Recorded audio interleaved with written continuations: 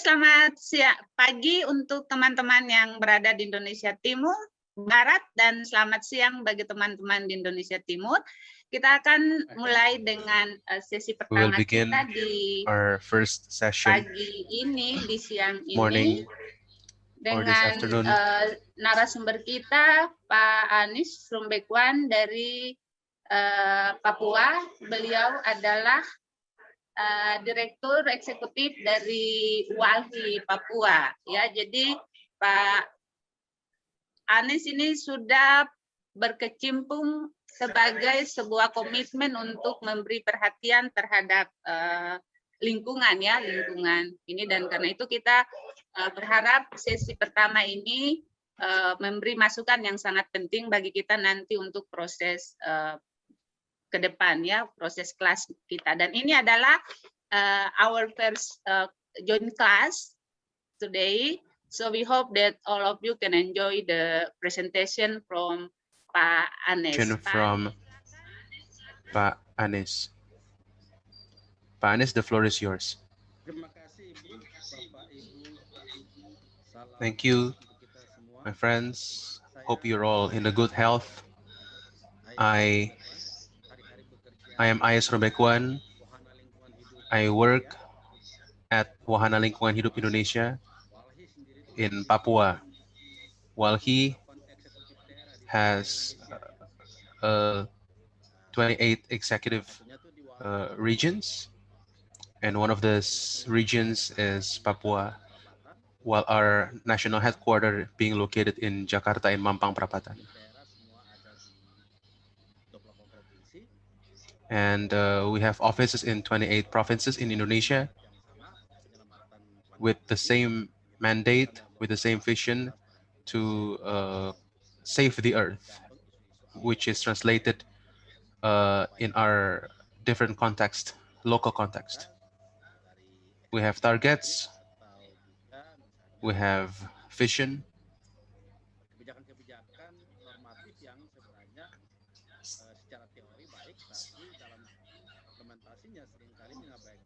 we also discuss policies that are good in theory, but bad for the environment in reality, and also bad for the local people. All of us in Indonesia have this mutual concern, and we always build our network nationally and also internationally. In 71 countries, WALHI has a friend of the art network.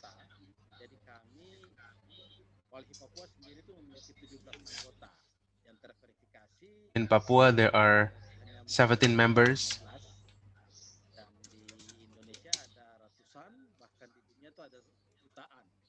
Nah, itu mungkin sedikit profil dari WALHI, dan saya baru saja dari sisi profesi memang sudah sejak hampir 20 tahun bekerja di isu-isu ini. Di WALHI sendiri baru saja kurang lebih ada 8 tahun, tidak begitu lama, berbeda dengan yang lain. Karena WALHI di Papua juga baru aktif dari beberapa waktu start. Terima kasih untuk kawan-kawan atau Bapak Ibu di Persepti yang berkenan mengundang kami untuk saling berbagi. Karena ini pendidikannya pendidikan orang dewasa menurut saya, sehingga kita sama-sama belajar.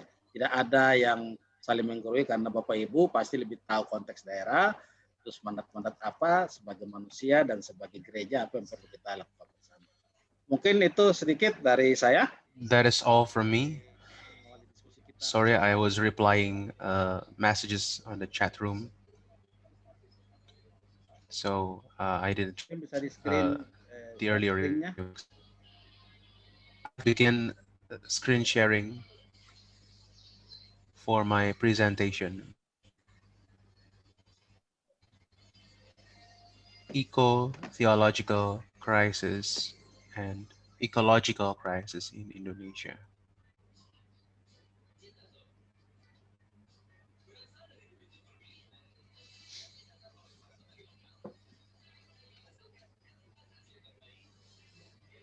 Iya. Dari undangan yang diberikan Setia kepada saya itu berkaitan From the dengan invitation given by Prasetya, krisis ekologi di Indonesia. Secara I was invited to discuss generally about jadi tertarik the ecological crisis in Indonesia. bahwa ini diskusi orang dewasa, kita sama-sama belajar ya. In Oke, this discussion, I hope we can learn from one another.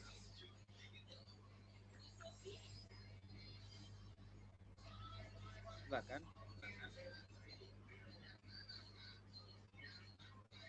The next slide, we see Greta Thunberg from Sweden.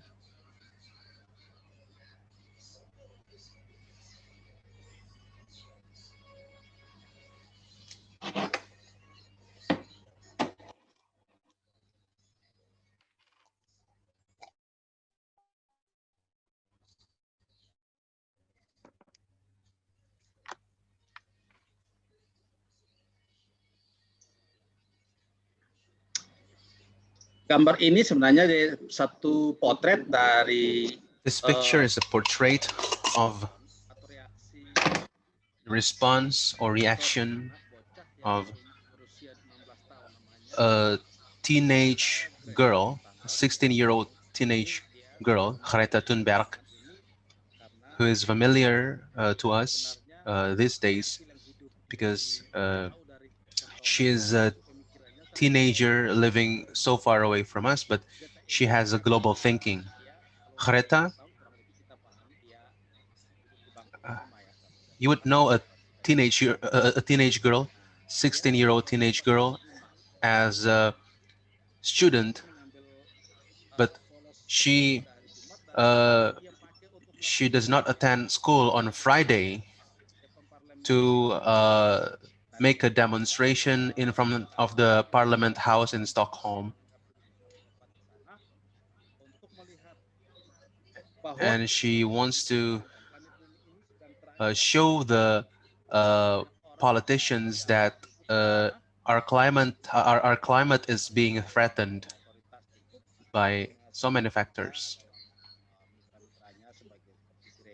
So she initiated what is now called Strike for Climate since August 2018.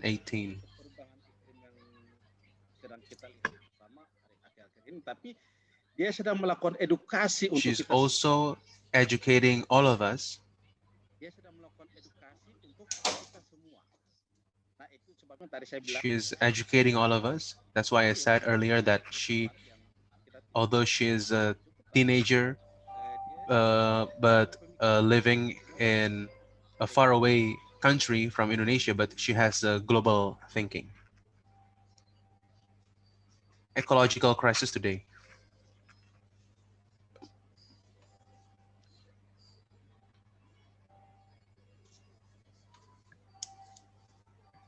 Nah, dia sebenarnya itu satu dari sekian rangkaian orang-orang. She's one of those people or those activists, and I do know that we have our own environmental warriors. Kalau dengan kasat mata dari sisi kapasitas, dari sisi latar belakang mungkin terbatas, tapi dia punya kepedulian yang sangat luar biasa. She has a great concern for the environment, despite the limitations she have. If you know mother who protested against Freeport, she's called Yosepa. She cannot read, she cannot write, but she stands up against Freeport for the ecological damage it's caused. Between 1999 to the year 2000, there were several things she faced. She was detained by the authorities because of her actions. She was even once carried inside a container and locked up in a toilet, and many other violent actions, but she never gave up. So there are many people who care for the environment. So that's a bit of the introduction for now. Uh, I was given the topic of ecological crisis. I want to show you all what's been happening in Indonesia these days.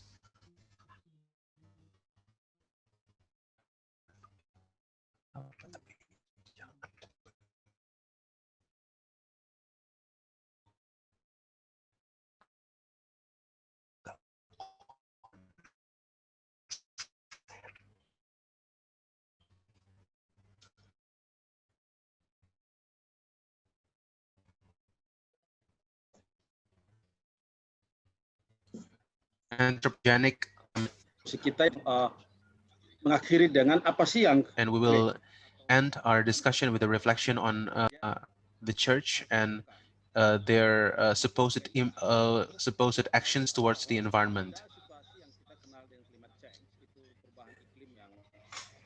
We are faced by the situation of climate change that has been very disturbing and challenging for us this present day. Sudah sangat situasinya sangat ekstrim sebenarnya. Climate change is at its extreme points these days, and climate change is caused by human activities that damages the environment, whether intentionally or unintentionally, human actions that lead to environmental destruction, that massifies disasters or triggers disasters in Indonesia. If we speak within the context of human activities, it is not that naturally happens, but disasters are also caused mainly by. Next slide.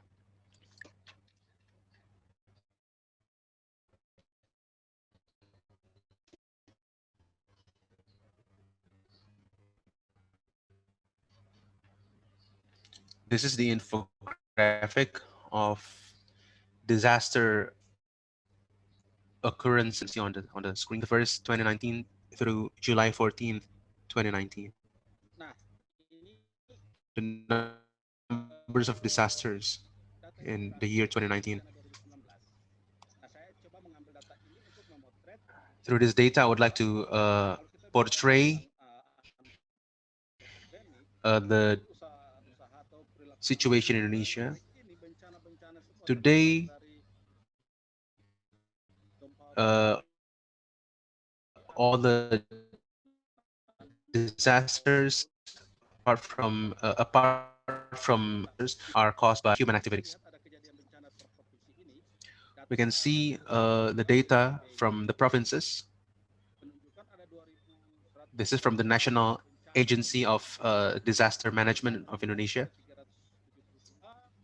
There are 2,138 disasters in 2019 with 372 people dead, casualties, and 1,909,502 people are impacted, and they are now refugees. And there are 1,502 people injured, and most of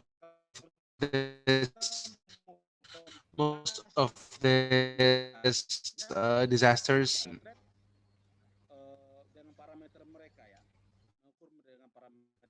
Tapi sesungguhnya kalau kita mengukur if we would like to measure the level or the extent of disasters, the worst disasters are the ones happening in tremendous industrialization.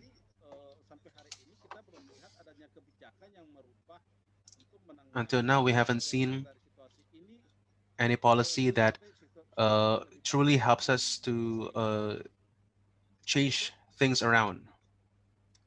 Next slide.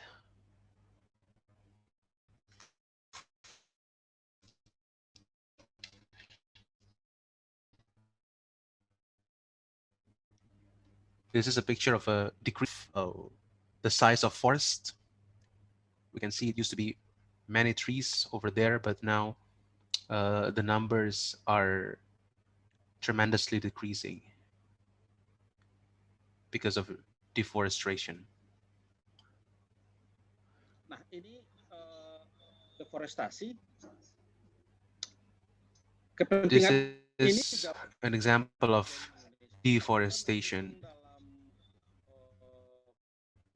dalam cluster Tropical forest cluster. dunia ya, selain Amazon dan Kongo.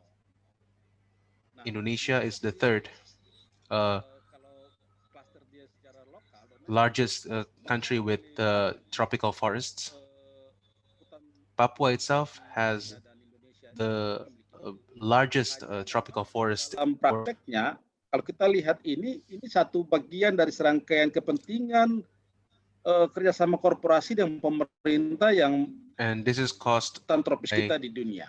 Sayangnya, the government and corporation misalnya kalau ini cooperations that have negative side or negative impact on the environment. gangguan terhadap ekosistem yang tentunya kalau kita lihat masyarakat bergantung pada hutan seperti begini, kalau dia hilang perlahan-lahan seperti begini, bayangkan mereka If the forests are gone, can you imagine how difficult the lives of the local people and also the forest inhabitants over there? soal terminologi karena memang kita menganggap ini deforestasi, tapi kalau pemerintah sendiri melihat ini bukan We deforestasi see this secara legal dia memberikan as deforestation, but on the side of government, it is not deforestation, sadly, because the government actually grants permission to manage the forest and to convert the forest into industrial sites or mining sites. pelanggaran di basis. Nah, karena praktek ini mereka sangat percaya sangat percaya And dibanding the government trust the corporations more than the local people living nearby the forest who are directly impacted by the deforestation. There are many ethnic communities that are impacted, berlarut-larut tanpa ada penyelesaian. Tapi ekspansi and this is left for days, months, and years without any concrete solution by the government. mereka sudah ekspansi lagi. Membuka lahan And the government allows corporations to keep expanding, to keep converting the forest into commercial sites or areas for their business.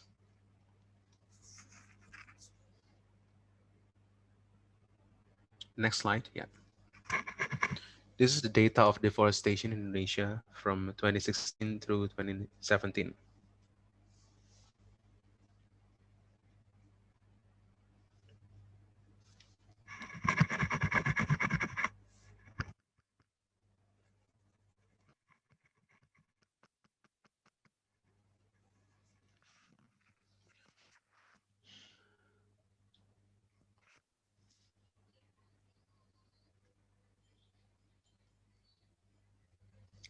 Nah, ini ada infografis sedikit yang memperlihatkan deforestasi di I seluruh present Indonesia. you an infographic Tahun about 2012 itu deforestation in Indonesia.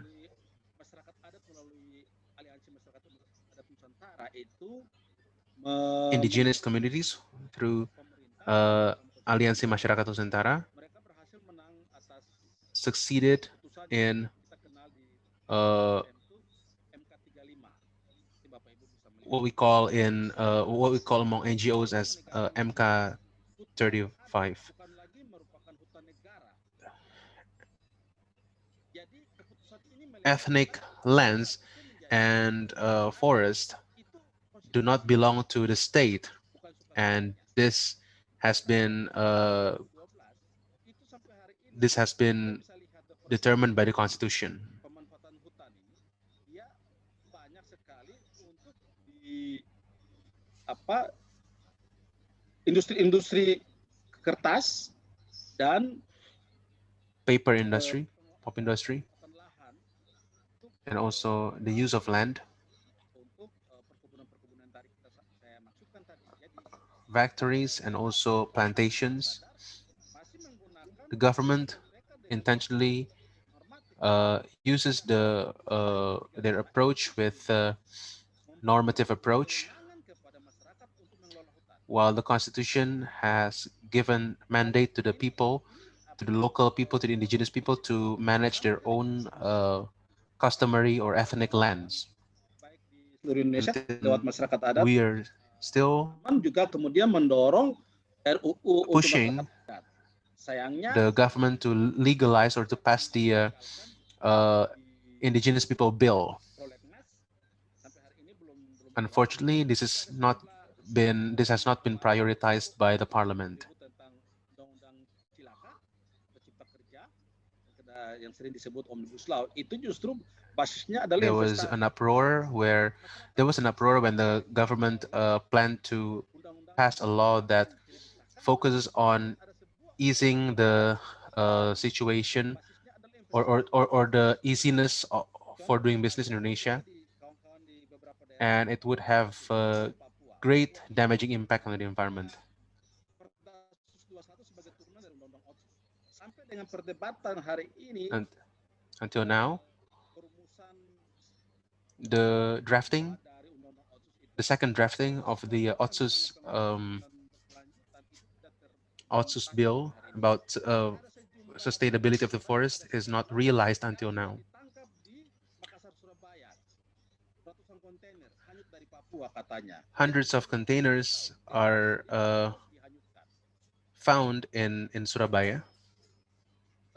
Masyarakat di Papua hidup Papuan society, jelaskan dalam konteks yang kekhususan ini saja. Bagaimana kehidupan mereka, apalagi yang lebih luas ya.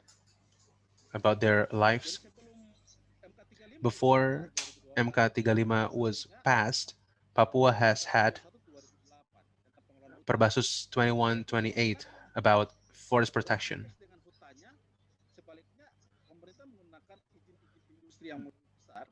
The government still allows corporations to Justru tidak ada akses to otomatis. manage the forest Mengganjal and pengolahan to convert the forest into industrial sites. lagi yang namanya NSPK, norma standar prosedur dan kriteria, yang harus kembali lagi ke nasional. Padahal kekhususan ini sudah legal itu. Nah, kekhususan saja sudah seperti begini, apalagi MK35. Sampai hari ini kita tidak So lihat now we don't see access to tapi kalau mereka mau berakses MK35 law. berhadapan dengan aparat keamanan. Misalnya, seringkali kita menjumpai kawan-kawan Oftentimes we discover ketika mereka mau situation or cases where the customary elders are criminalized sama negara bahkan when they're trying to conserve their living spaces. sementara itu memang basisnya milik masyarakat seperti Batang Toru di Sumatera, kawan-kawan di Bangka Belitung, Riau, kebakaran lahan gambut, semua ini terjadi atas nama The forest fire and also peatlands fire is happening in Indonesia, and tutupan those hutan ini who justru speak against it tidak are disangka bahwa detained ada in memicu government. banyak hal yang kemudian berpotensi merusak There are kehidupan many masyarakat. potentials for the destruction of the people's lives. If we look at the forest fire in 2015, Indonesia is also involved in the Paris Agreement in 2015. There was a commitment to lower the level of emission.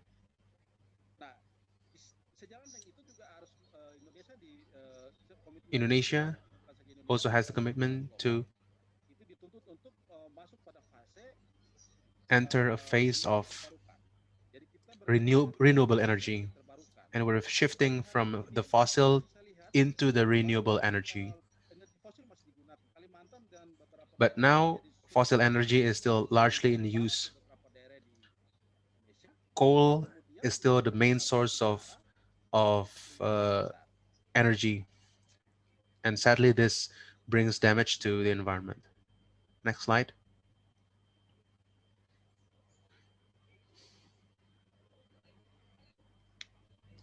We're talking about water pollution.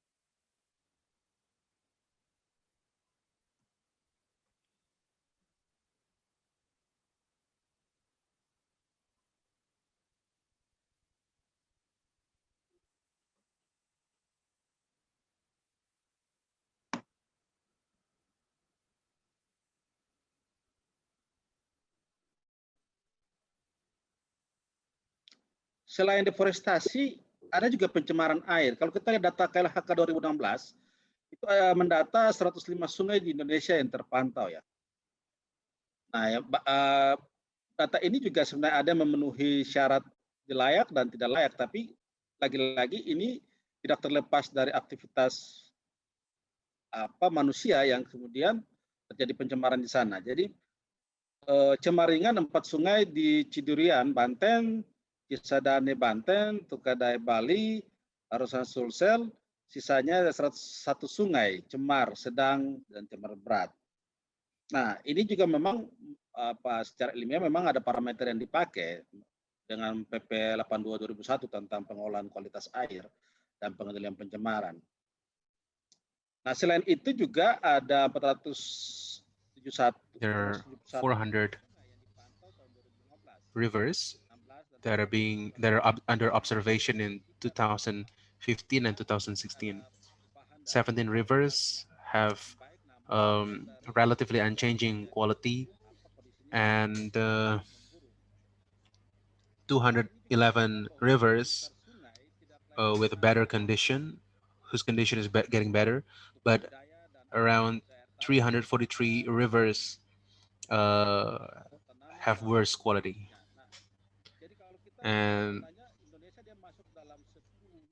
this observation shows that most rivers are not usable for water recreational activities, fish breeding, farming, irrigation, and especially drinking water.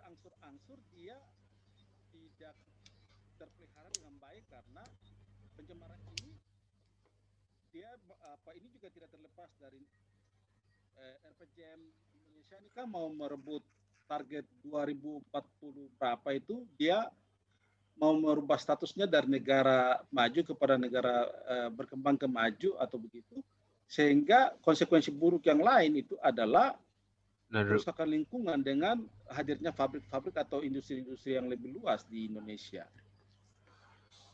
Berikut. The next slide.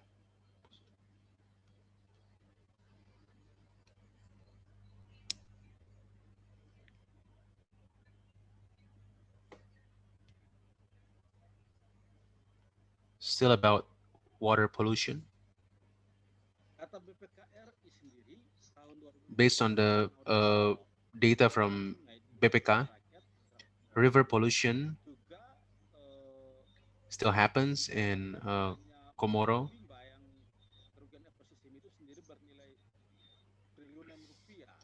And we see that waste produced by Freeport Indonesia causes ecological crisis whose rejuvenation will cost trillions of rupiah.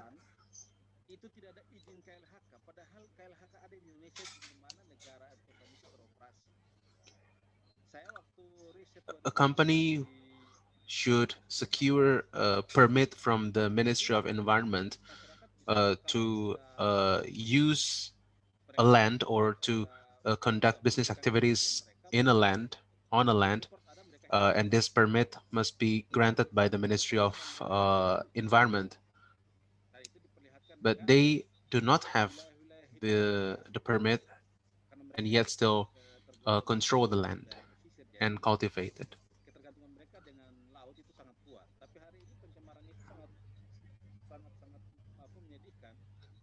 Bahkan mereka itu kalau mengambil jaring ikan, setelah ambil ikan langsung isi di kulkas, coolbox yang berisi. After they Karena ikan begitu naik dari air itu sekejap dia busuk, tidak bisa bertahan.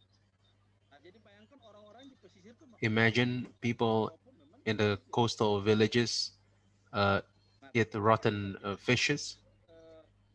But this is what's happening because of pollution. The government and corporations exploit not only the land, but also the surrounding environment.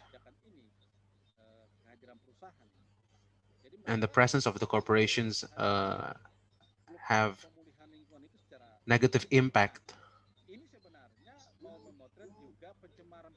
Actually, this is a portrait of the pollutions happening in other regions in Indonesia, which, if we look at the practice of corporation, this is imbued with and also supported actually by the government that does not prioritize the needs of the people.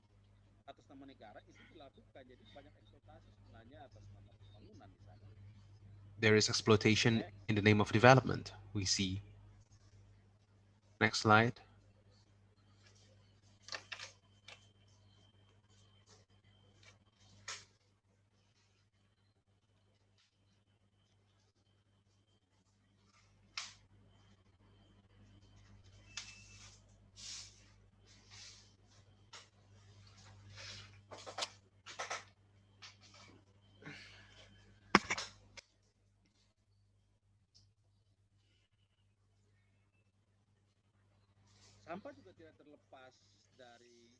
Waste are also related to the crisis we face today.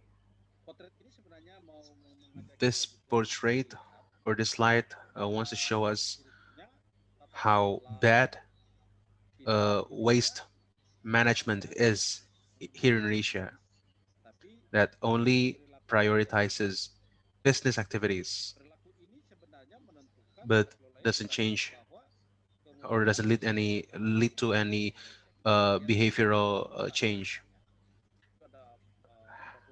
We can see that 40% of our waste comes from the households, from the wet markets 24%, from the street 7.5%, from the commercial districts 9%, from schools 4%, from the offices 6%, and from other sources or other sectors 1.5%.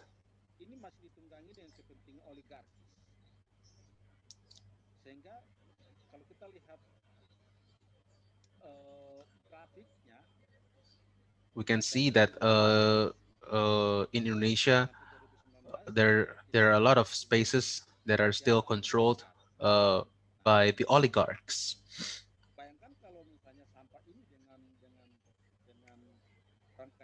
And we can see that there is a significant increase in the volume of waste in Indonesia on this data.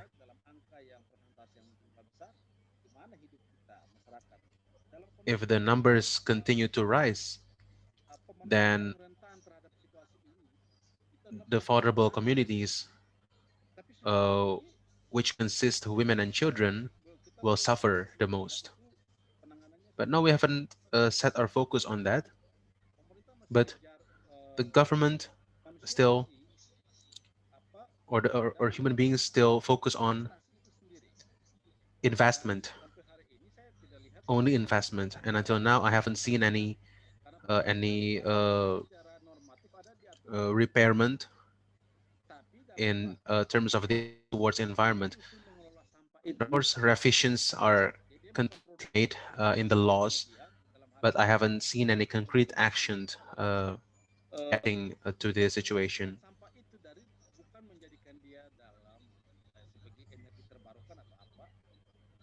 And we do not recycle the waste into renewable sources of energy, while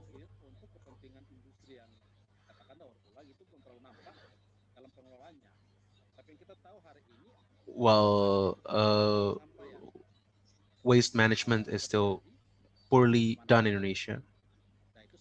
There is accumulation of waste still happening without being composted or recycled, with only 7.5% being composted and recycled.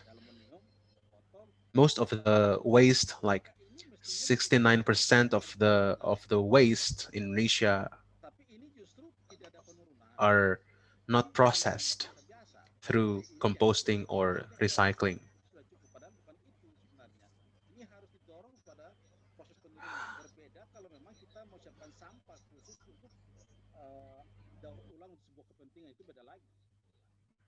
Tapi kalau sampah yang kemudian dia berkontribusi negatif, That kind of waste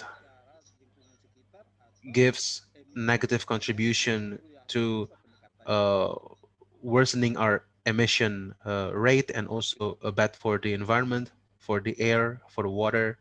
Bapak Ais, boleh saya interupsi sedikit, Bapak? Mohon maaf, Si Rahel. Bapak, ini delaynya terlalu lama. Bolehkah Pak Ais share screen sendiri Pak yang Ais, the PDF? delay is too long. Supaya lebih Is it possible if you run the screen yourself? kita.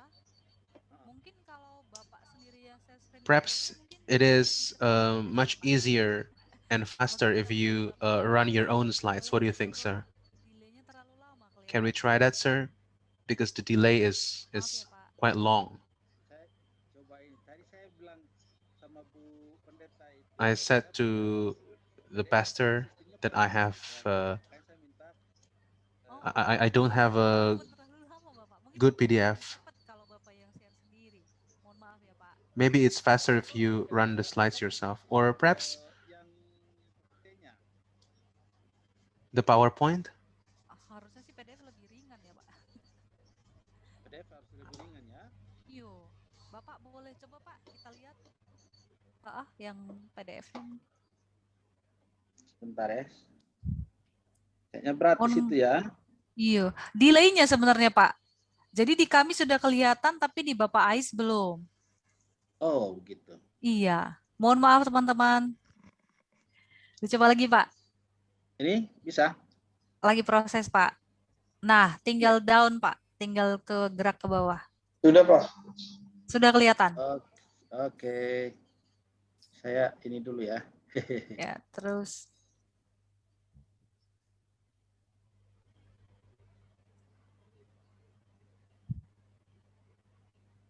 Nah, ini ya.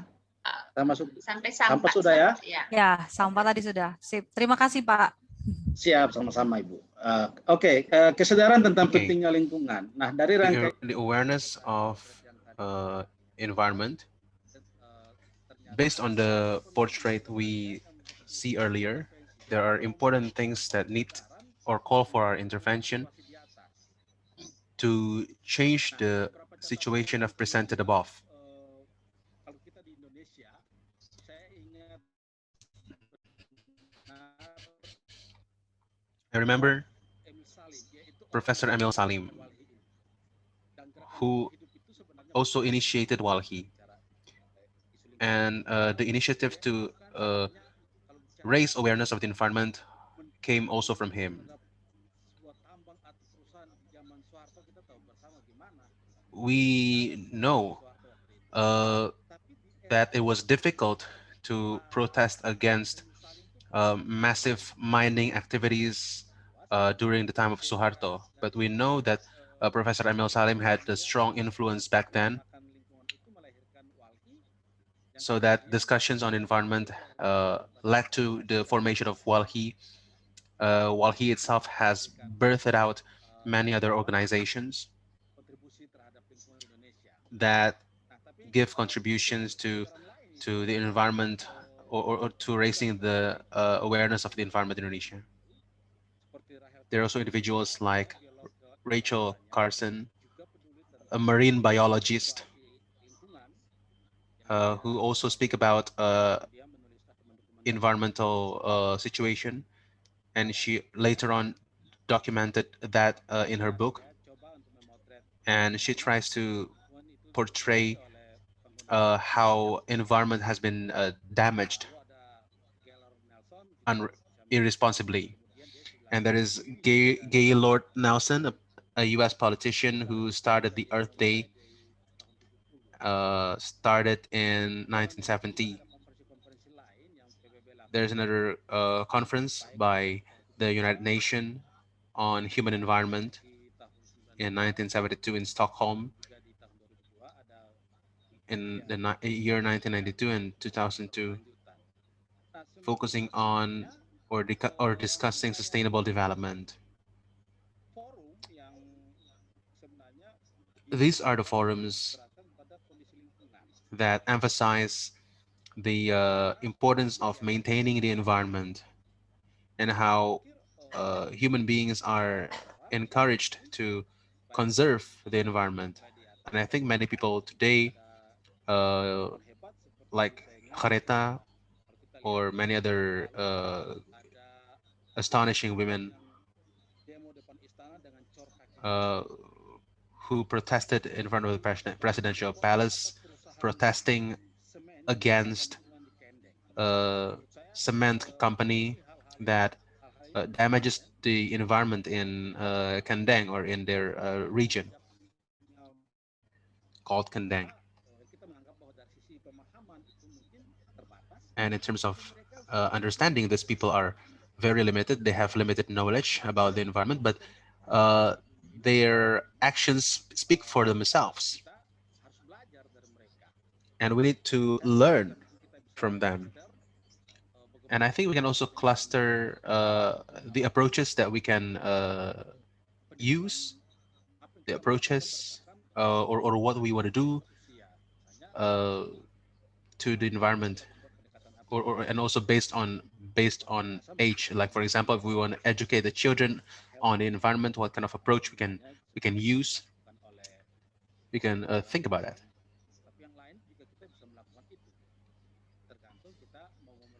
Depending on how or where we start. What do we need to do?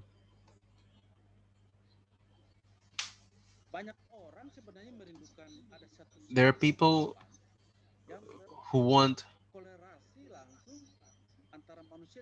a cycle of life that actually correlates directly between human beings and the nature, so that there's no erosion, even though there are natural phenomena like rain, etc. But the purpose is to have minimal ecological impact, even though there are natural phenomena that might cause impact on our lives. We are now wanting or longing for a better environment. We are now at a very chronic stage that now we long for betterment in the ecosystem. And now we are called to change our views, our standing points, and now we think about what we should do. And I try to formulate the ways to shift our paradigm regarding human and nature relations. We've spoken about anthropogenic approach. Human activities, whether we realize it or not, continuously contribute to to give impact to the environment. All the above mentioned activities like deforestation, water pollution, and so on and so forth,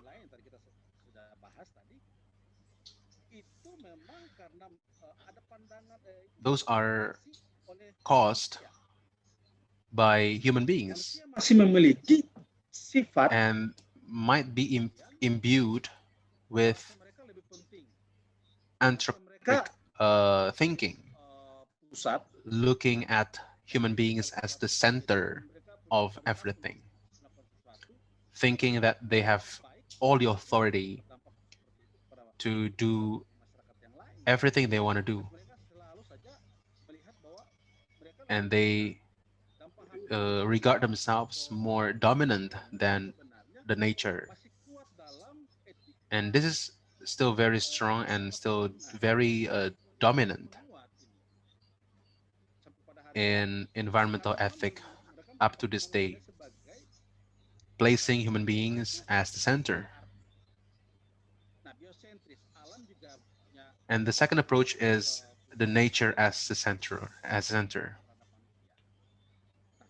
which is called the biocentric model. And out of these three models, what we want to promote is the ecocentric model, which states that human and nature are equally important, and interrelational interaction is needed and should be the mode of relations between humans and nature.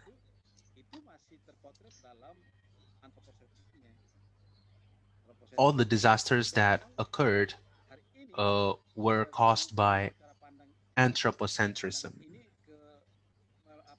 So that's why it's pivotal to shift this paradigm to the ecocentric paradigm. Let's see this pyramid of dominance where human beings are on the top of the pyramid.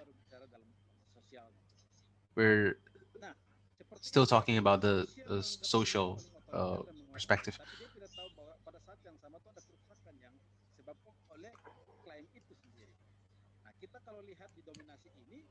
If we look at this pyramid, every living being, every living creature is placed below human beings.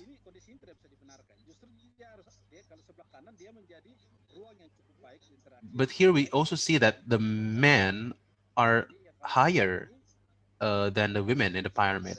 So we can also sense some sort of androcentrism in this model, that ecological damage or anthropocentric principle is also imbued with patriarchy and androcentrism. If we compare the first and the second model, we can see that the second model is more relational. Human beings are placed at the same level with other creatures.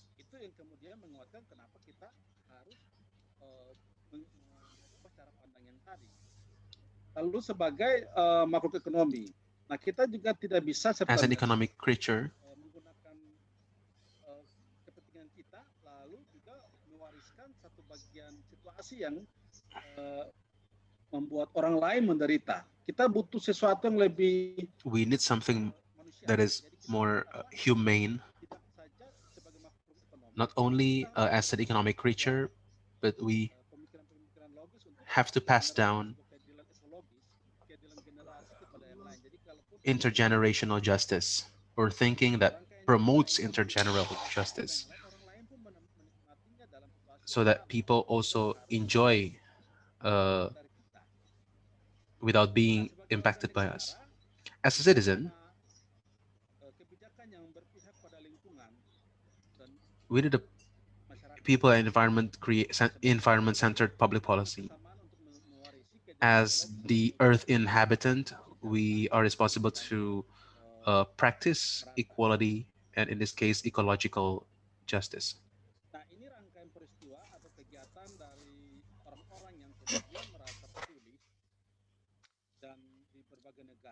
These are the pictures of the activities done by people who care for the nature. You can see the protests, and these are initiated by youth organizations, by young people.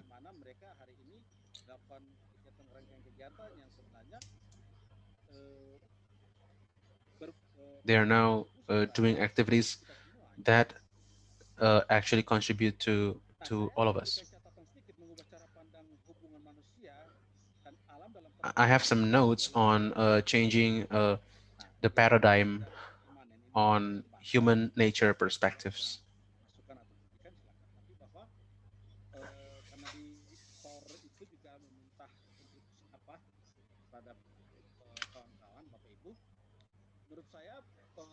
In my view, we need to protect and save God's creation indiscriminately.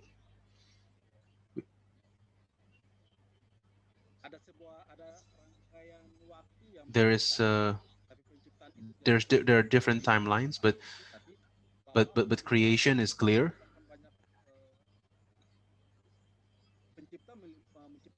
In the narrative of creation, the creator created many things, including human beings, so that when we talk about protection and conservation, cannot uh, we cannot uh, we cannot protect only the humans, but we have to promote holistic protection and conservation, which also includes all creation of God. Sisi lain juga sebenarnya On the other hand, mungkin istilahnya tidak tepat, tapi sebenarnya untuk mengantar diskusi perhaps the term is not correct, but restorasi paradigma. Saya lihat ini paradigm or paradigmatic restoration, ada satu Tuhan, we believe in one God, ada Tuhan lain, tapi no other God, but antroposentrik harus dirubah. Antropogenik ini this anthropocentric thinking must saya jelaskan di atas bahwa change. manusia dia berdiri, dia punya otoritas untuk tapi dia diberikan otoritas Humans have authority, but this authority is to protect and not exploit. terjadi hari ini dia percaya And this is Tuhan, tapi dia melakukan kesalahan pada satu anthropocentric perspective that we see now. dia percaya pada They believe in God. They believe in God the Creator, but they use the anthropocentric approach that neglects the environment, manusia penciptaan itu whereas the Creator or God did not only create human beings, but He also created other creatures. berpikir bahwa memang harus ada perubahan atau kita bergerak dari I think there must be a change. There must be a shift from anthropocentric principle to the ecocentric one, so that if we've spoken about human beings at the apex of creation, but dari monoteisme ekosentrik jadi manusia dan if the human beings are the cause of ecological destruction, then we need to change from the anthropocentric creationism to ecocentric creationism. pandangan ini dia terbatas pada sumber daya alam lingkungan kepentingan manusia. Kenapa? Karena kalau kita lihat rangkaian tadi peristiwa dari pemaparan slide yang di atas, If we look at the previous slides, the disasters that happened korbankan manusia. were caused by human beings, but also took human beings as its casualties. Kenapa saya meletakkan dia pada membatasi dia pada The- sumber daya alam? Kepentingan That's manusia why tanpa merubah preserving the natural resources is important. artinya bahwa lebih tegas di sini dilandasi dengan It means bahwa manusia that maupun sumber human daya beings alam ini or natural resources Allah. are word of God, Walaupun memang makhluk itu kita are God-created beings. Nah, lalu yang berikut adalah Although we have different natures, but we are equally created by God. berteori, tapi kita harus jadi pelaku. But we cannot just sit here and theorize about environmental justice, but we also need to produce concrete actions. Kalau kita bicara, kita sepakat bahwa I think if we speak about sumber daya alam atau alam itu adalah sabda.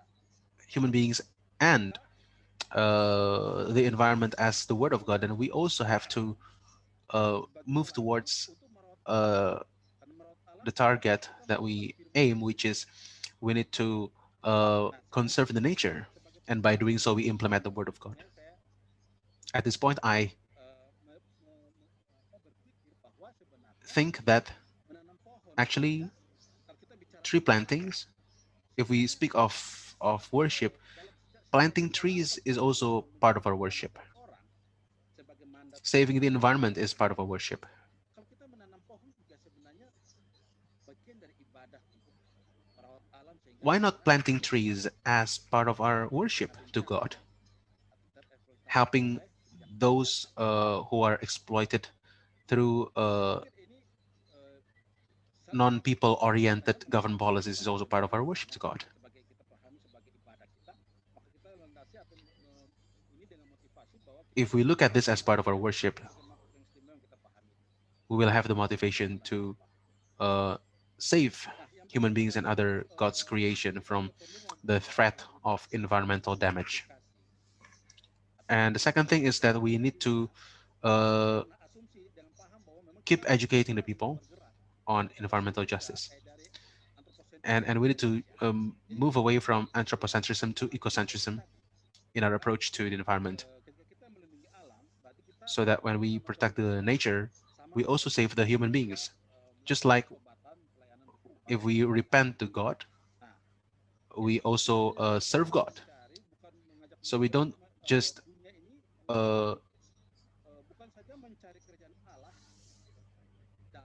seek the kingdom of God, and in doing so we neglect the environment, but we also move towards saving the nature, and the nature is also redeemed by God.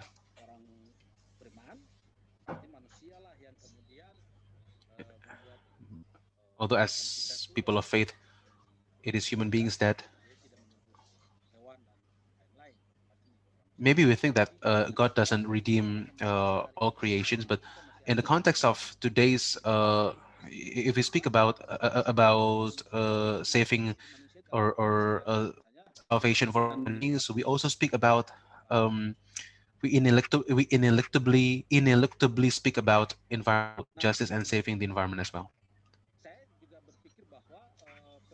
I also think of the importance for formulating the limits of eco-theology. So natural protection is done within the border of the Word of God. And we need to realize that the nature reflects God's greatness as creator. But we need to realize that the nature is not God, and God is not the nature, that they're not the same. For me, these limits have to be set so that we do not move away from the biblical truth. The third thing is how to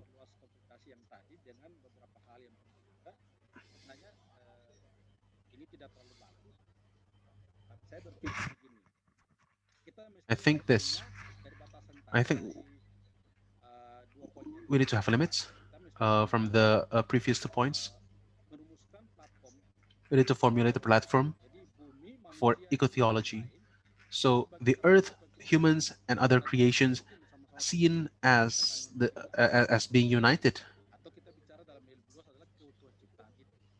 Or we need to speak also about the integrity of all creation. We need to synergize the platform for needs for development, and we also need to accelerate eco-theology in saving the planet Earth. I think that's all from me.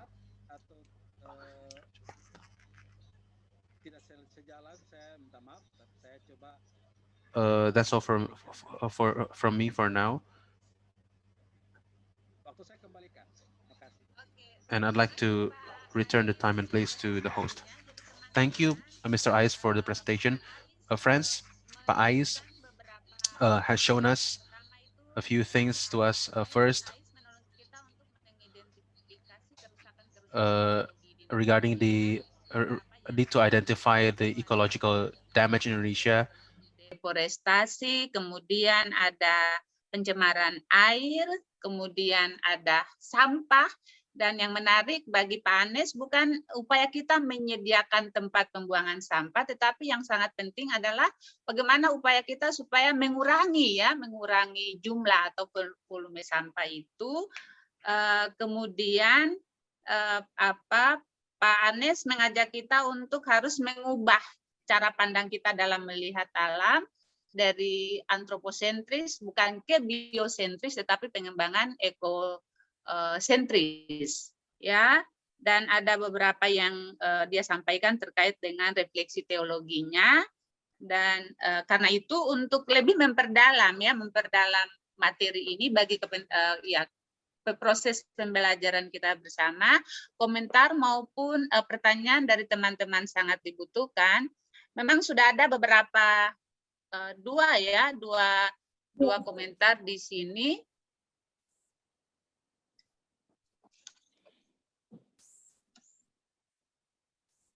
Ya,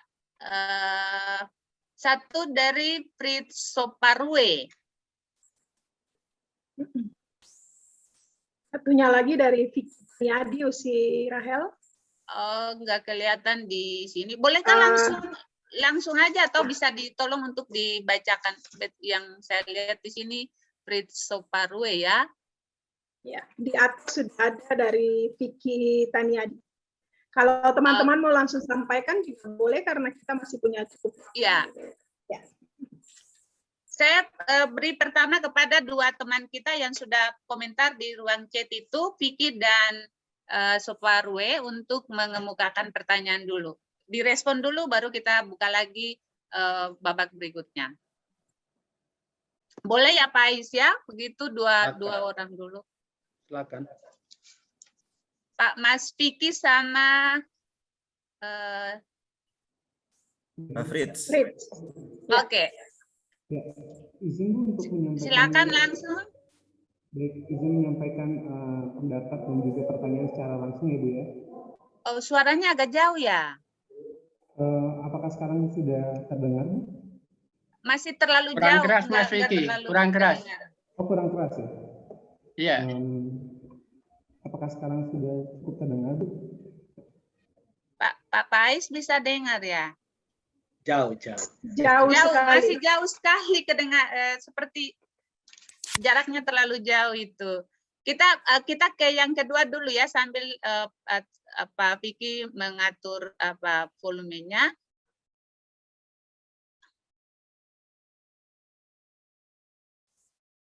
Soparwe ya Pak Soparwe.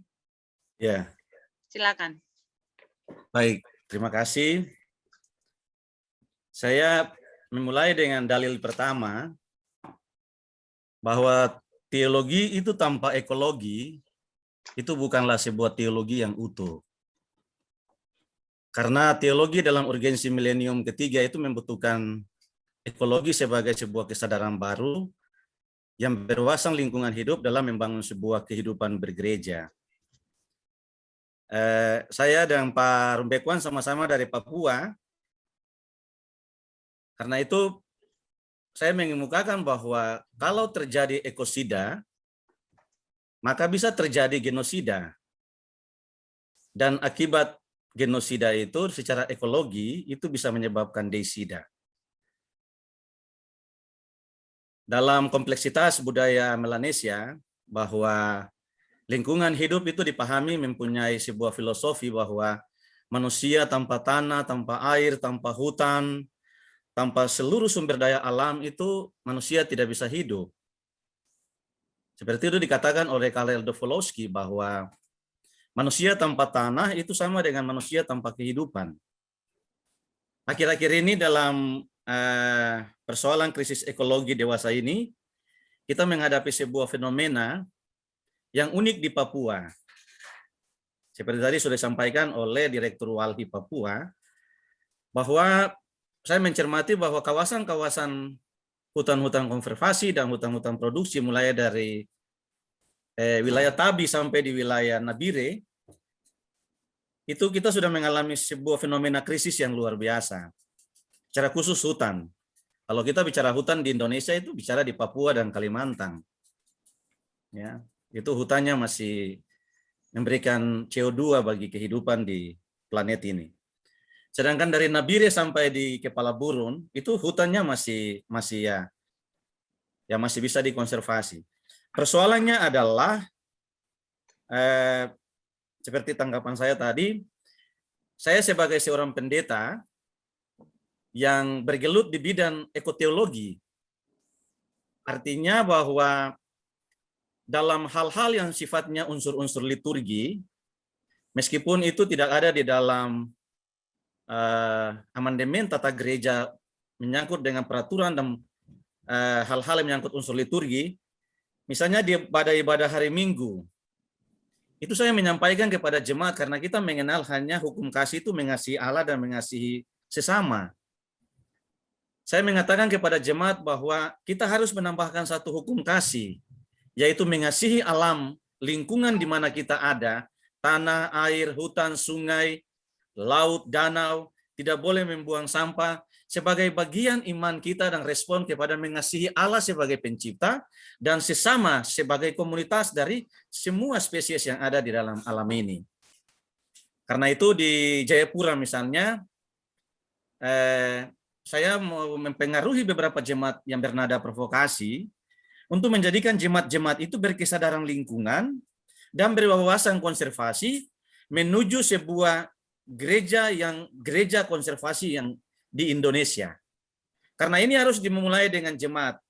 Studi-studi kita menyangkut dengan hal-hal yang sifatnya doktrinal, sistematis, itu harus dimasukkan persoalan-persoalan isu lingkungan itu sebagai bagian dari sebuah nafas pembebasan. Karena kita sedang mengalami sebuah persoalan-persoalan krisis lingkungan hidup di Indonesia secara khusus bagi tanah Papua. Apa yang tadi disampaikan oleh Pak Rumbekwan, ini menjadi sebuah kosmologi bagi orang-orang Kamoro. Ada dengan istilah Terea Welea Lake. Gunung Grasberg itu adalah susu mama. Jika itu dikerok, itu bukan melahirkan sebuah resistensi politik, tapi itu melahirkan sebuah resistensi budaya. Karena gunung, tanah, hutan itu adalah sebuah simbol yang sakral. Manusia tanpa tanah, maka manusia tidak punya kehidupan. Karena itu analisis bahwa itu adalah resistensi politik yang terjadi bagi saya itu adalah resistensi perlawanan budaya. Bahwa hasil bumi dari air susu mama, dari kandungan-kandungan sumber daya alam itu telah dikerok habis atas nama pembangunan dan juga atas nama bangsa. Maaf, atas nama kekuasaan negara. Ini beda ya. Bapak Ibu, kalau kita mempelajari misalnya beberapa disertasi Dr. Robert Boron dan Phil Errari dan beberapa dokter, saya pikir saya sebagai pendeta yang bekerja di Papua itu setuju dengan Dr. Errari bahwa persoalan-persoalan krisis ekologi juga adalah bagian dari ketidakadilan. Krisis ekologi dan terjadi akhir-akhir ini juga adalah bagian dari eksploitasi yang telah dilakukan. Meskipun tadi dari Direktur Wali menyampaikan bahwa peraturan-peraturan dikeluarkan bahwa tanah, hutan, kawasan-kawasan yang sudah dijadikan sebagai status hukum adat. Tetapi telah terjadi sebuah illegal logging, perusakan hutan tanpa kompromi dengan masyarakat adat dan juga aturan-aturan yang berlaku. Karena itu gereja mempunyai sebuah kepentingan untuk memberikan sebuah kesadaran baru dalam kehidupan masyarakat untuk berwawasan lingkungan, berwawasan konservasi agar kita mengurangi krisis lingkungan yang terjadi, yang hari ini menurut saya tugas gereja dalam misinya itu hanya satu. Keselamatan dalam kosmologi Melanesia hari ini itu adalah satu. Keselamatan itu adalah merawat dan membalut luka-luka alam. Terima kasih. Oke, terima kasih Pak Fritz untuk komentarnya. Pak Piki Taniadi. Iya Bu, apakah suara saya sudah terdengar jelas Bu? Sangat jelas sekarang. Bagus. Baik, terima kasih Bu. Sebelumnya mohon izin untuk menyampaikan pertanyaan atau pendapat. Terima kasih Pak sebelumnya untuk materi yang telah diberikan. Tadi disampaikan dan yang menarik perhatian saya adalah tentang deforestasi ya Pak ya. Mungkin terlepas dari oknum yang terlibat dalam deforestasi tersebut, kita juga tentunya memahami bahwa setiap manusia atau masyarakat dimanapun mereka berada membutuhkan yang namanya pembangunan ya Pak ya. Namun seringkali hal pembangunan ini diperparah dengan kondisi ketimpangan ya Pak ya, baik yang ada di kota yang terus-menerus dibangun, sedangkan masyarakat yang di daerah seakan-akan kesannya harus menjadi pelestari alam begitu, tidak boleh merasakan pembangunan dengan salah satu caranya ya mau tidak mau harus melakukan deforestasi tadi Pak. Nah, rasanya tidak adil jika kita terus-menerus menyuarakan deforestasi yang terjadi di daerah tanpa kita juga mendorong wilayah perkotaan yang notabene sudah lebih dulu mengalami deforestasi untuk melakukan setidak-tidaknya forestasi dalam bentuk urban farming atau misalnya urban forestry begitu Pak.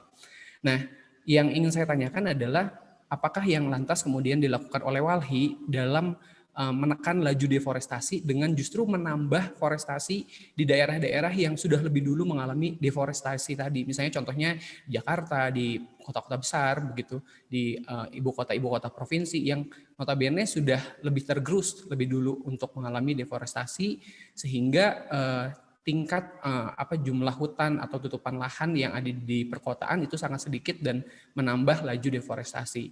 Sehingga baik daerah ataupun perkotaan juga sama-sama bisa merasakan nikmatnya pembangunan, tapi tidak melupakan tanggung jawab untuk melestarikan lingkungan sekitarnya. Mungkin itu saja, Pak. Terima kasih. Oke, seperti yang tadi dikatakan, dua ini direspon dulu oleh Pak Ais, kemudian kita beri kesempatan bagi teman-teman yang lain. Silakan Pak Ais, satu komentar yang pertama dan satu. Oke, jadi saya respon yang pertanyaan ya. Ya. Baik, terima kasih untuk Pak siapa tadi yang mengawali. Pak Fritz Soparwe dan Pak Fritz, Vicky ya. Taniadi. Terima kasih Pak Fritz. Dan Pak Vicky, saya pertanyaan ini memang saya pikir ini dalam konteks diskusi ini memang diletakkan pada mau mengajak kita untuk melihat antroposentrik dan ekosentrik itu. Jadi kita lihat dalam konteks hari ini kerusakan itu dibangun oleh manusia dan berimplikasi terhadap manusia.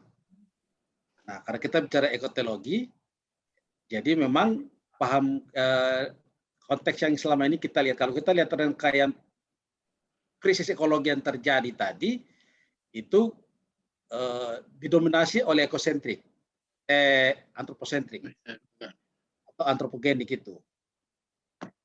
Nah, itu sebabnya diskusi ini saya kemudian memberikan catatan untuk pergeseran kita merubah, karena ini kalau saya tidak menjustifikasi bahwa gereja tidak melakukan, pasti sudah ada, karena beberapa gereja so that the churches and also that the churches can contribute in bicara tentang keutuhan ciptaan. Nah, hanya memang saya juga tidak mau melebar terlalu jauh karena dia akan bersinggungan juga, khawatir jangan sampai ini bicara soal dogma yang tidak sejalan dengan diskusi kita hari ini. Tapi kalau bicara kemudian tanggung jawab Walhi, kami sebenarnya kadang-kadang memang dilihat sebagai pihak yang alergi pembangunan ya dalam tanda kutip ya. Sebenarnya tidak. Basis kita sebenarnya silakan mau membangun, tapi tetap saja kita mengakomodasi kepentingan masyarakat dan lingkungan itu tetap aman gitu. Sebab naif juga kalau kita menolak pembangunan dan masyarakat tidak menikmati apa-apa, hidupnya dari waktu ke waktu begitu-begitu saja. Nah, hanya saja bahwa dalam praktek, ini dalam praktek ya, yang kita hadapi selama ini, karena memang esensi LSM atau NGO memang basisnya adalah mengawal, mengkritisi, dan memberikan masukan. Jadi kita tidak pernah juga hanya sekedar berprotes, tapi tidak memberikan masukan. Nah, faktanya selama ini memang kita selalu memberikan masukan untuk pemerintah. Contoh saja misalnya, hari ini masyarakat Malin itu terdampak dari MIVE, Lumbung Pangan Nasional di zaman SBY. Nah, kalau pembangunan itu kemudian meminggirkan masyarakat dari ruang hidupnya, itu kan bukan pembangunan namanya. Nah, di situ kita letakkan masukan kita untuk memperbaiki, karena negara ini dia harus jalan di atas rel konstitusi. Ya, kalau kita bicara lagi kemudian kembali soal keadilan sosial bagi seluruh rakyat Indonesia, itu sebenarnya roh kita untuk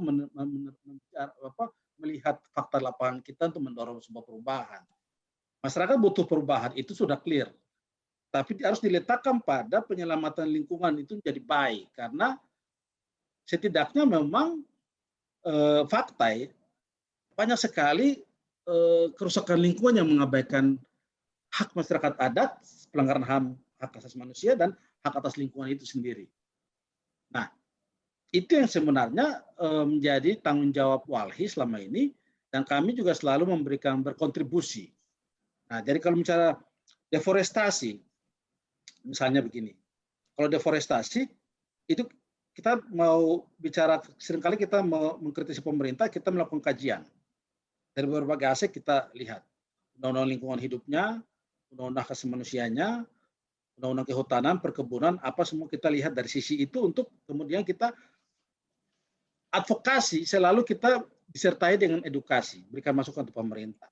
Contoh misalnya, kemarin waktu kebakaran lahan dan hutan ya di Kalimantan, nah itu kan kemudian berimplikasi terhadap asap yang tebal, itu kan berimplikasi terhadap udara yang polusi yang memang anak-anak itu sampai sulit bernapas. Nah, ini karena pembiaran terhadap kerjasama antara pemerintah dan korporasi. Nah, sejak awal kawan-kawan di Kalimantan ataupun Riau itu sudah mengajukan masukan, memberi masukan kepada pemerintah supaya ini daerah gambut. Gambut ini harus disimpan, ditahan, jangan diganggu supaya dia menyimpan karbon untuk kehidupan kita dalam jangka panjang. Tapi lagi-lagi izin selalu diberikan di atas lahan itu. Nah, mereka juga seringkali perusahaan-perusahaan ini juga kadang-kadang tidak jujur. Mereka selalu melakukan itu dalam undang-undang tidak boleh ada penggunaan api. Tapi mereka prakteknya untuk lebih untung mereka kalau menggunakan alat berat biayanya mahal. Membakar hutan itu lebih cepat, praktis menurut mereka. Nah, persoalan izin sendiri sudah bermasalah. Datang-datang mereka membakar hutan. Asapnya naik, warga sekitar kena dampak dari itu. Jadi banyak praktek yang sebenarnya kita memberikan kontribusi langsung untuk negara supaya memperbaiki sistem tata kelola ini, karena kita juga tadi melihat pada aspek misalnya masyarakat butuh perubahan. Tapi perubahan itu harus diletakkan pada keseimbangan.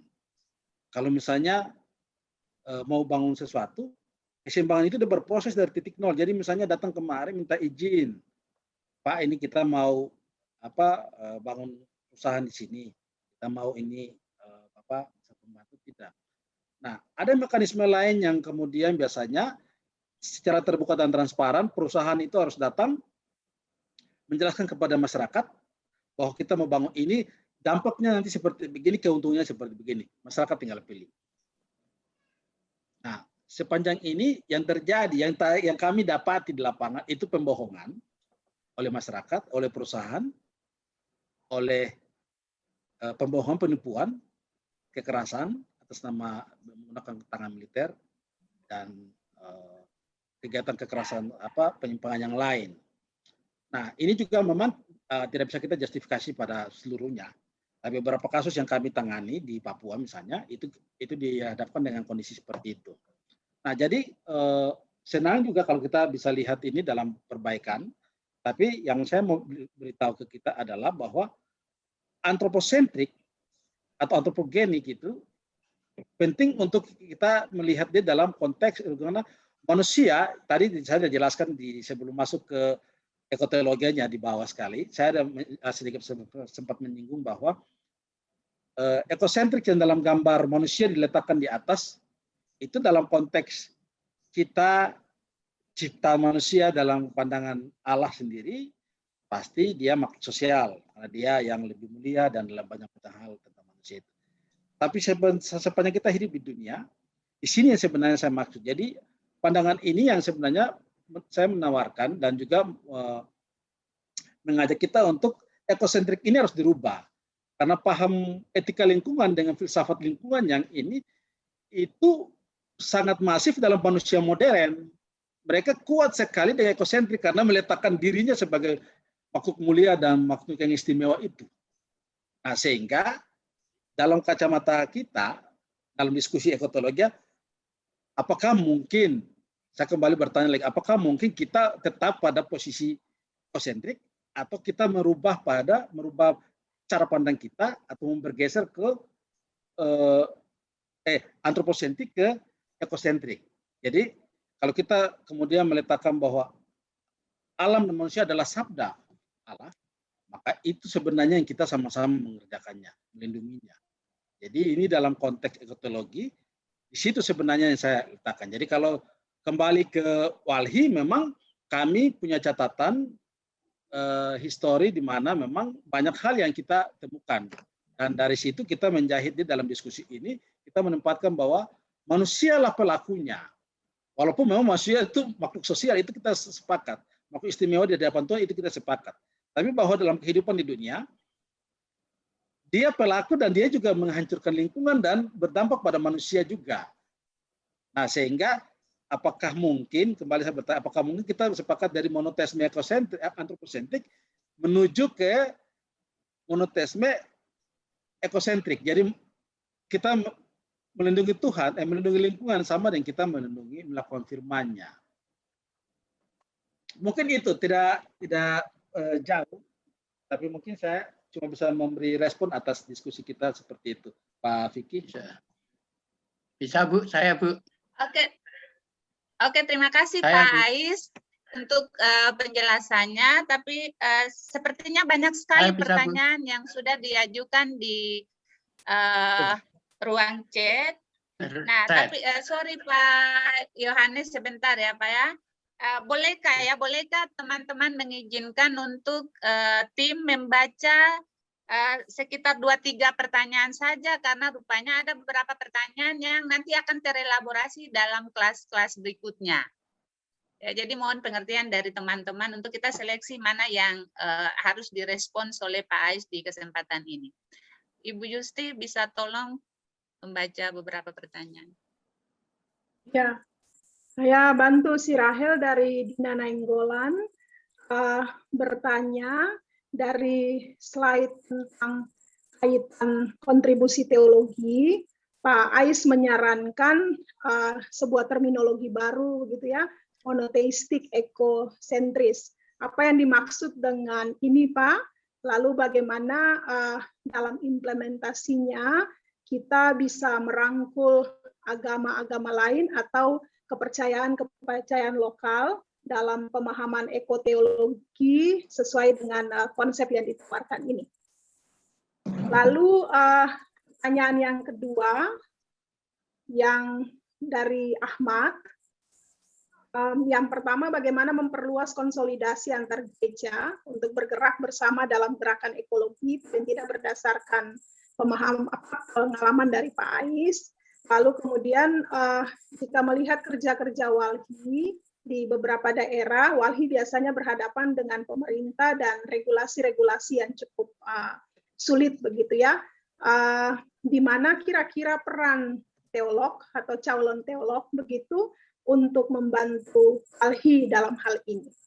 Lalu yang ketiga dari Juna Daniel Saragi, bagaimana walhi bisa memainkan peran strategis generasi muda milenial begitu ya. Jadi apakah walhi punya usaha-usaha tertentu untuk juga merangkul mereka supaya bisa terlibat bersama dalam upaya pelestarian lingkungan berbasiskan digital ministry transformation.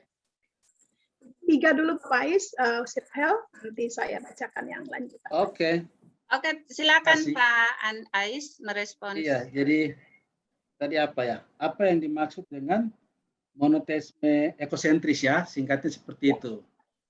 Nah, jadi sebenarnya kalau kita lihat rangkaian antroposentrik ya, antropogenik yang tadi di atas, jadi climate change yang saya tadi awali dengan diskusi kita, sebenarnya itu mau memperlihatkan bahwa kalau rangkaian slide berikut itu ada bencana ekologis, ada pencemaran, ada deforestasi, itu sebenarnya memperlihatkan bahwa ada aktivitas manusia yang secara langsung maupun tidak langsung, secara terus-menerus yang berkontribusi terhadap lingkungan. Ya, nah ini pahamnya adalah manusia sendiri selalu menganggap dirinya makhluk sosial. Itu clear ya, kita tidak bisa rubah status kodrat itu. Tapi dalam praktek kehidupan, kita juga naif kalau kemudian manusia yang terlalu sering merusak lingkungan, kita membiarkan dia dalam paham keistimewaan itu, terus membiarkan dia terus-menerus merusak lingkungan. Nah, ini yang saya maksud dengan paham antroposentrik, antropogenik ini yang kita coba kalau memang disepakati, menurut saya, kalau paham saya sebenarnya ini harus dirubah cara pandang ini. Karena ketika dia menempatkan dia seperti itu terus-menerus, kita tidak akan pernah masuk dan menyelesaikan masalah. Kita akan berdiri hanya melihat bahwa, oh iya itu ada bencana sana, itu ada bencana di sini. Hanya begitu-begitu saja. Tapi kalau kita masuk untuk mau merubah dari antroposentrik atau antropogenik ke monoteisme ekosentrik, itu artinya bahwa kita manusia sudah melihat alam itu satu bagian ekosistem yang dia harus melindunginya. Nah, maksud saya kenapa dalam diskusi dengan kawan-kawan atau para pelayan atau pendeta ini, karena saya kemudian bilang tidak menjustifikasi bahwa gereja belum berbuat sesuatu, tidak. Tapi paham ini mungkin kita bergerak bersama dalam semangat ekotologi ini untuk melihat peran apa sebenarnya yang sebenarnya bisa kita berkontribusi. Nah, tanggung jawab kita yang tadi saya sampaikan tadi di merubah cara pandang manusia dan alam dalam perspektif ekologi ini sebenarnya berangkat dari apa sebenarnya yang bisa gereja berkontribusi. Itu apa namanya tor yang dikasih ke saya untuk mengajak kita berdiskusi untuk melihat kontribusi kita itu apa. Karena kalau DPR sudah, organisasi strategis sudah, dan semua hari ini yang bekerja itu hampir LSM kan, kita tahu itu bersama. Untuk mengkritisi ya, bukan bekerja dalam konteks konteks yang lain, tapi bahwa kalau bekerja kita semua pemerintah juga bekerja, gereja juga bekerja, tapi dalam konteks penyelamatan lingkungan hampir sebagian besar ini dilakukan oleh kawan-kawan di LSM, baik di lokal domestik maupun internasional ya, perlindungan lingkungan. Hanya memang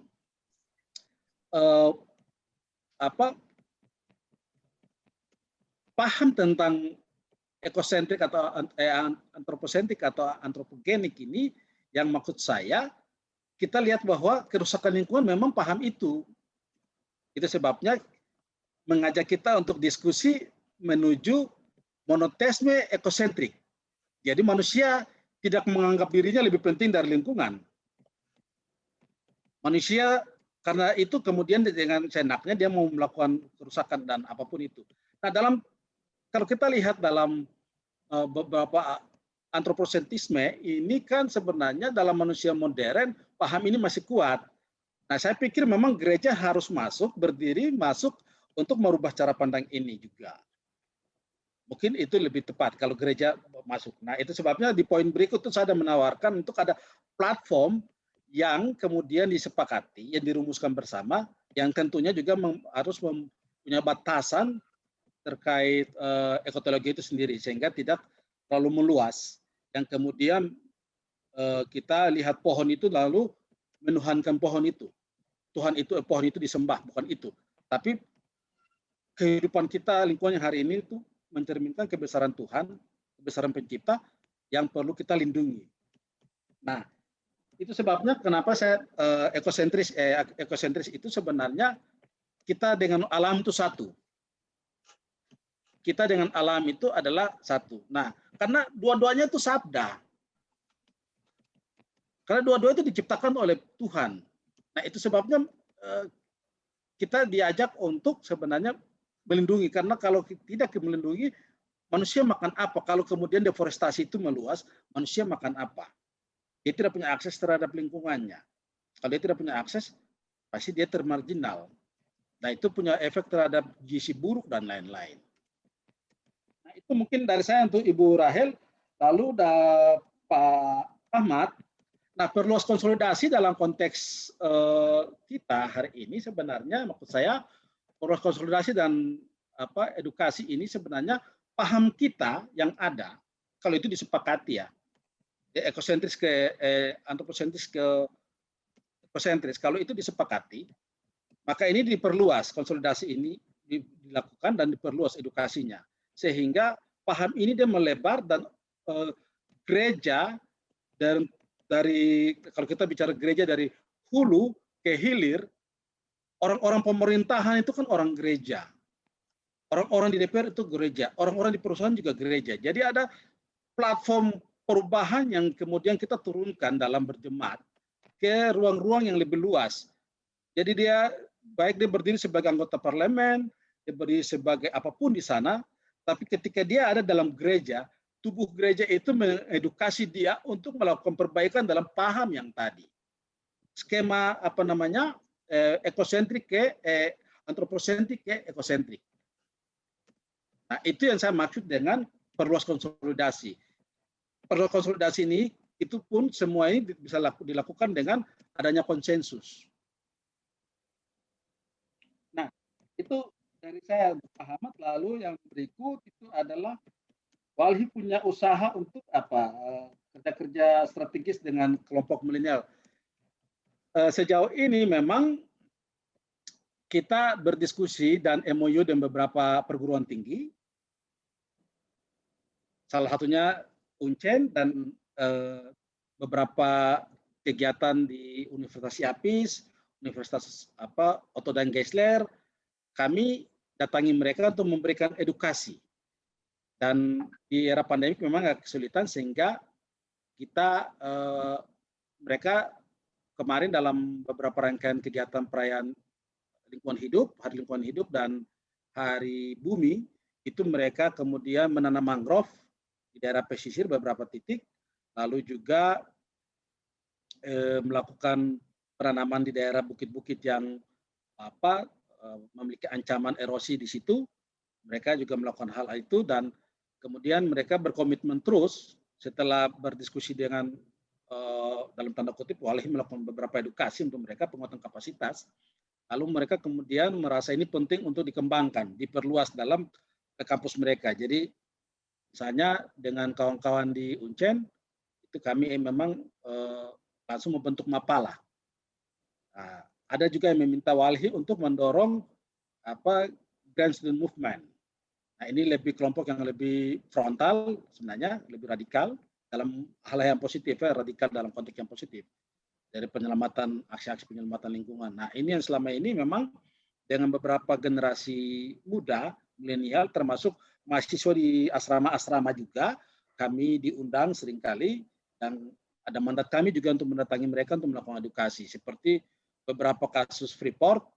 Terus kalau kemarin Bapak Ibu bisa pernah dengar ada kasus yang kemudian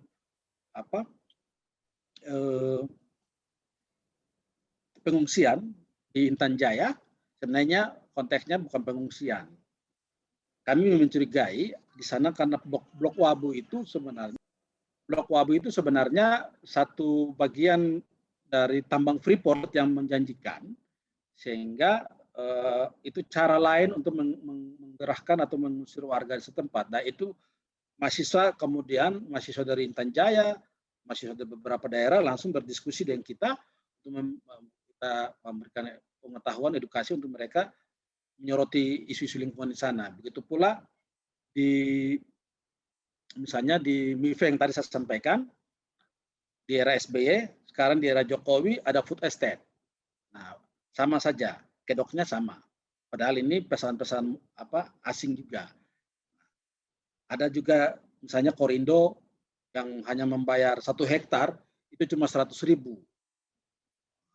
Layak tidak? Nah, ini yang sebenarnya dari konteks memperluas konsolidasi juga dengan mengiring banyaknya orang untuk peduli terhadap lingkungan. Walhi sudah memasuki beberapa kampus yang tadi disebutkan, akan terus melakukan itu edukasi. Hanya memang beberapa kampus sudah minta, hanya kondisi pandemik ini kita tidak bisa banyak beraktivitas dan kita harus tunduk pada aturan atau edaran pemerintah di sini.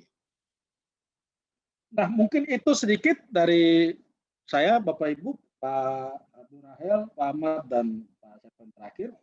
Itu yang bisa saya bagikan. Terima kasih. Ya, terima kasih Pak Anies. Kami berharap Pak Anies tidak merasa bosan atau capek untuk memberi respons terhadap pertanyaan dari teman-teman.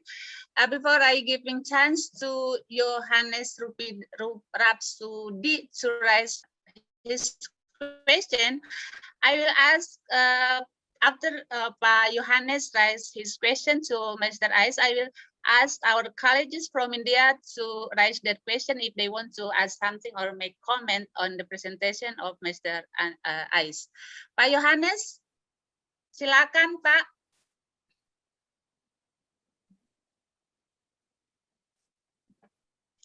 Pak lagi mute itu. Selamat siang. Ya.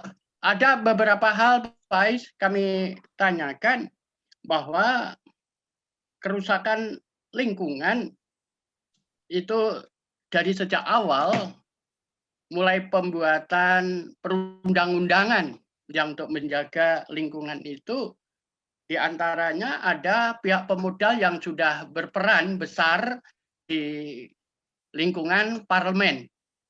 Itu yang mengakibatkan gitu, jadi pemodal ini sudah memberi pengaruhnya untuk undang-undang itu.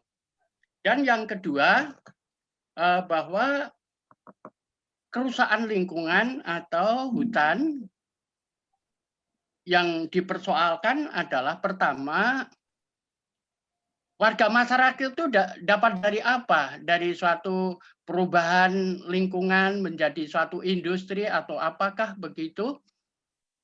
Selama ini nggak dapat apa-apa begitu. Itu yang membuat kegelisahan masyarakat di sekitar dan sebagainya.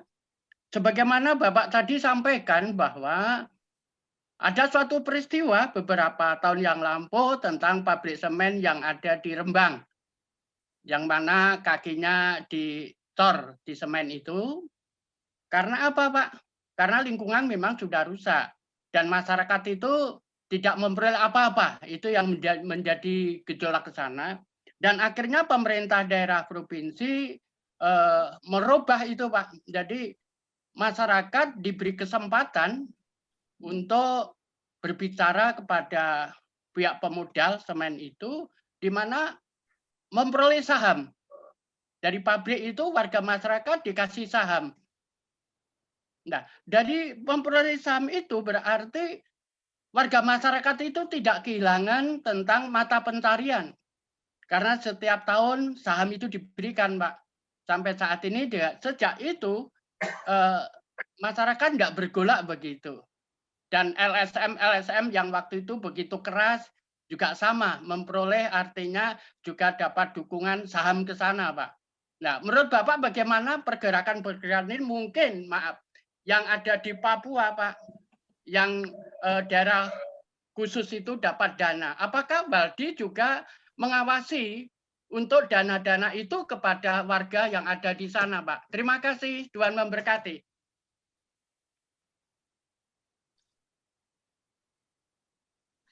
Oke, thank you Pak Yohanes. Kak Kehni and Jiangsu from India, do you want to raise some questions to Mr. Ais?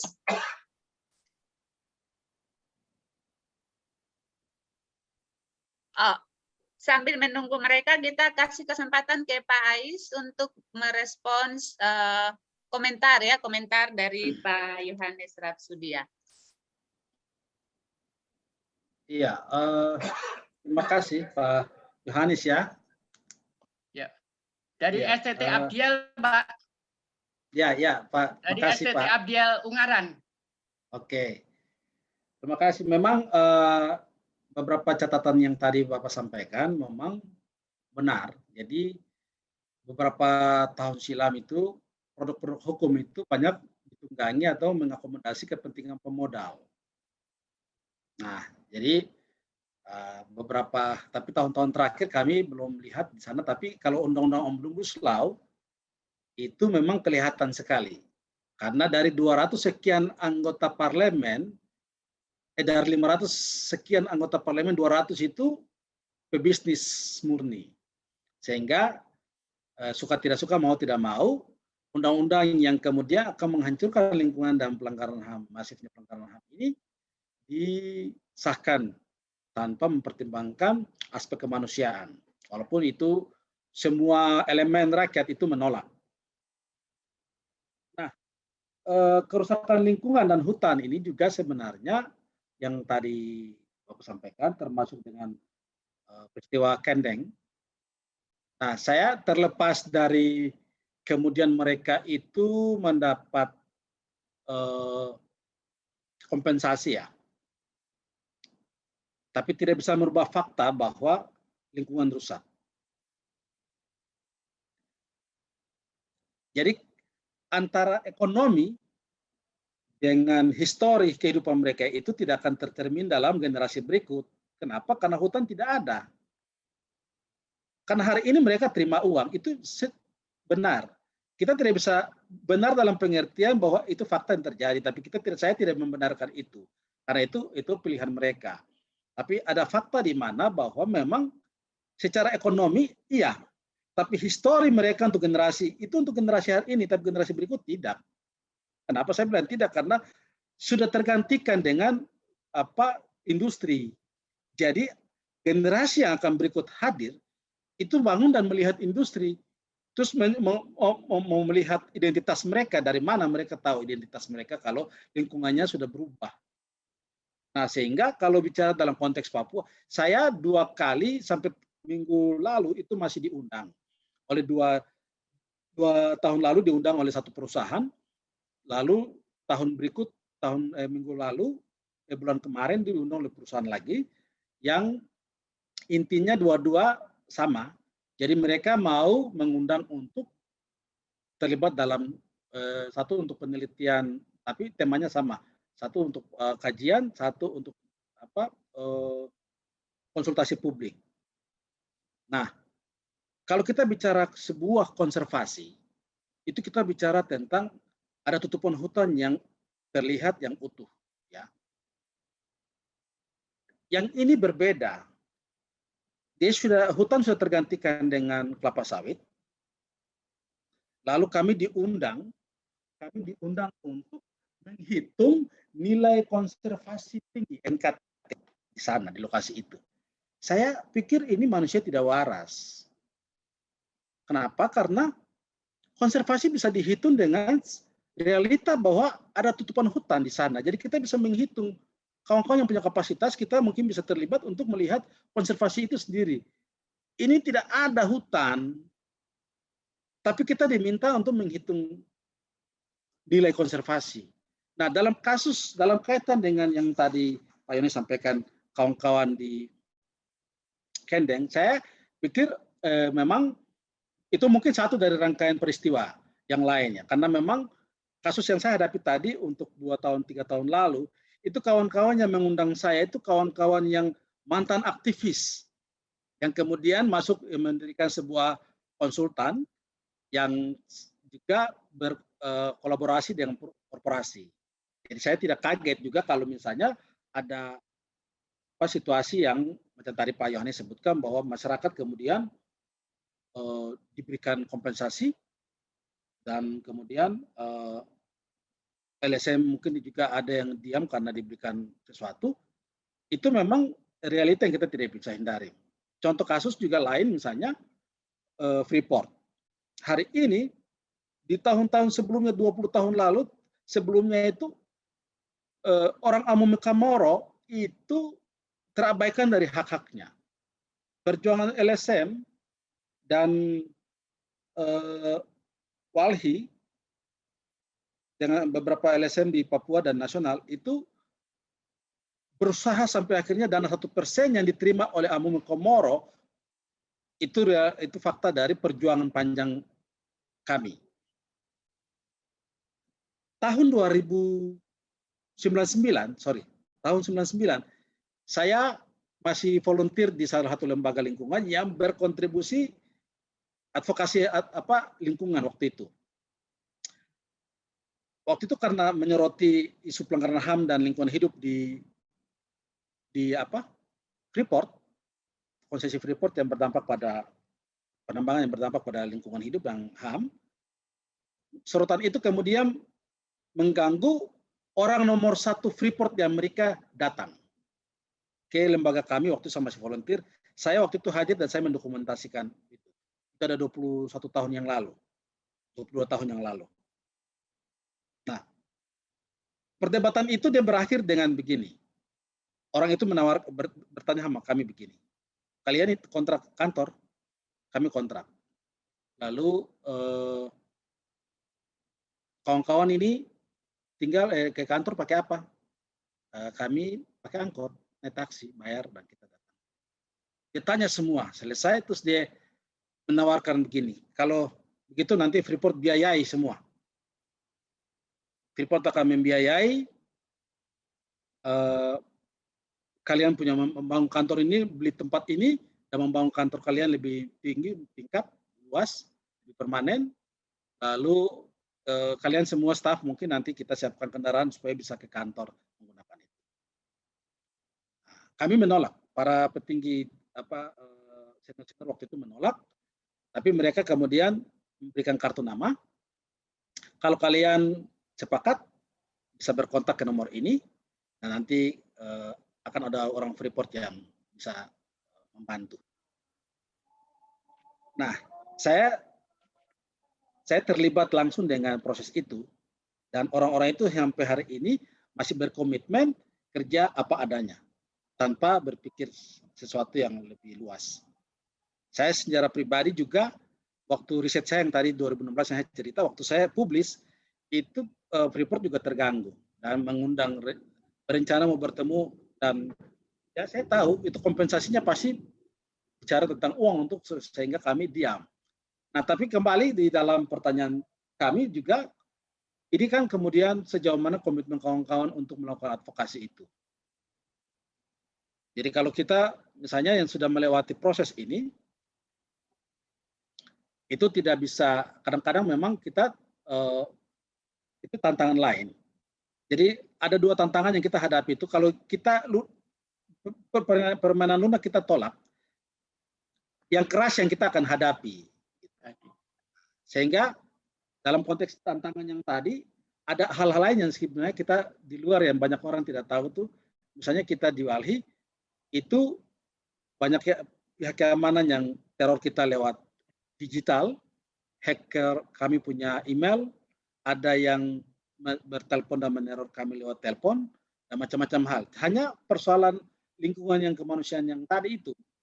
Nah, sehingga sejauh ini di Papua, apakah Wali Papua juga melihat sampai di Papua, kondisi yang tadi disampaikan Pak Yohanes, sejauh ini kami karena kerja fokus pada advokasi, sehingga kami belum mengidentifikasi atau melihat itu ada atau tidak, bahwa adakah kawan-kawan yang kemudian berkonspirasi dalam tanda kutip dengan korporasi dalam contoh kasus seperti yang tadi Pak Yohanes sampaikan, tapi sejauh yang saya tahu tidak ada, tapi belum ada identifikasi sampai pada tingkat itu. Mungkin itu Pak Yohanes dari saya. Terima kasih Silakan. Pak Ais. Sama-sama Pak Yohanes.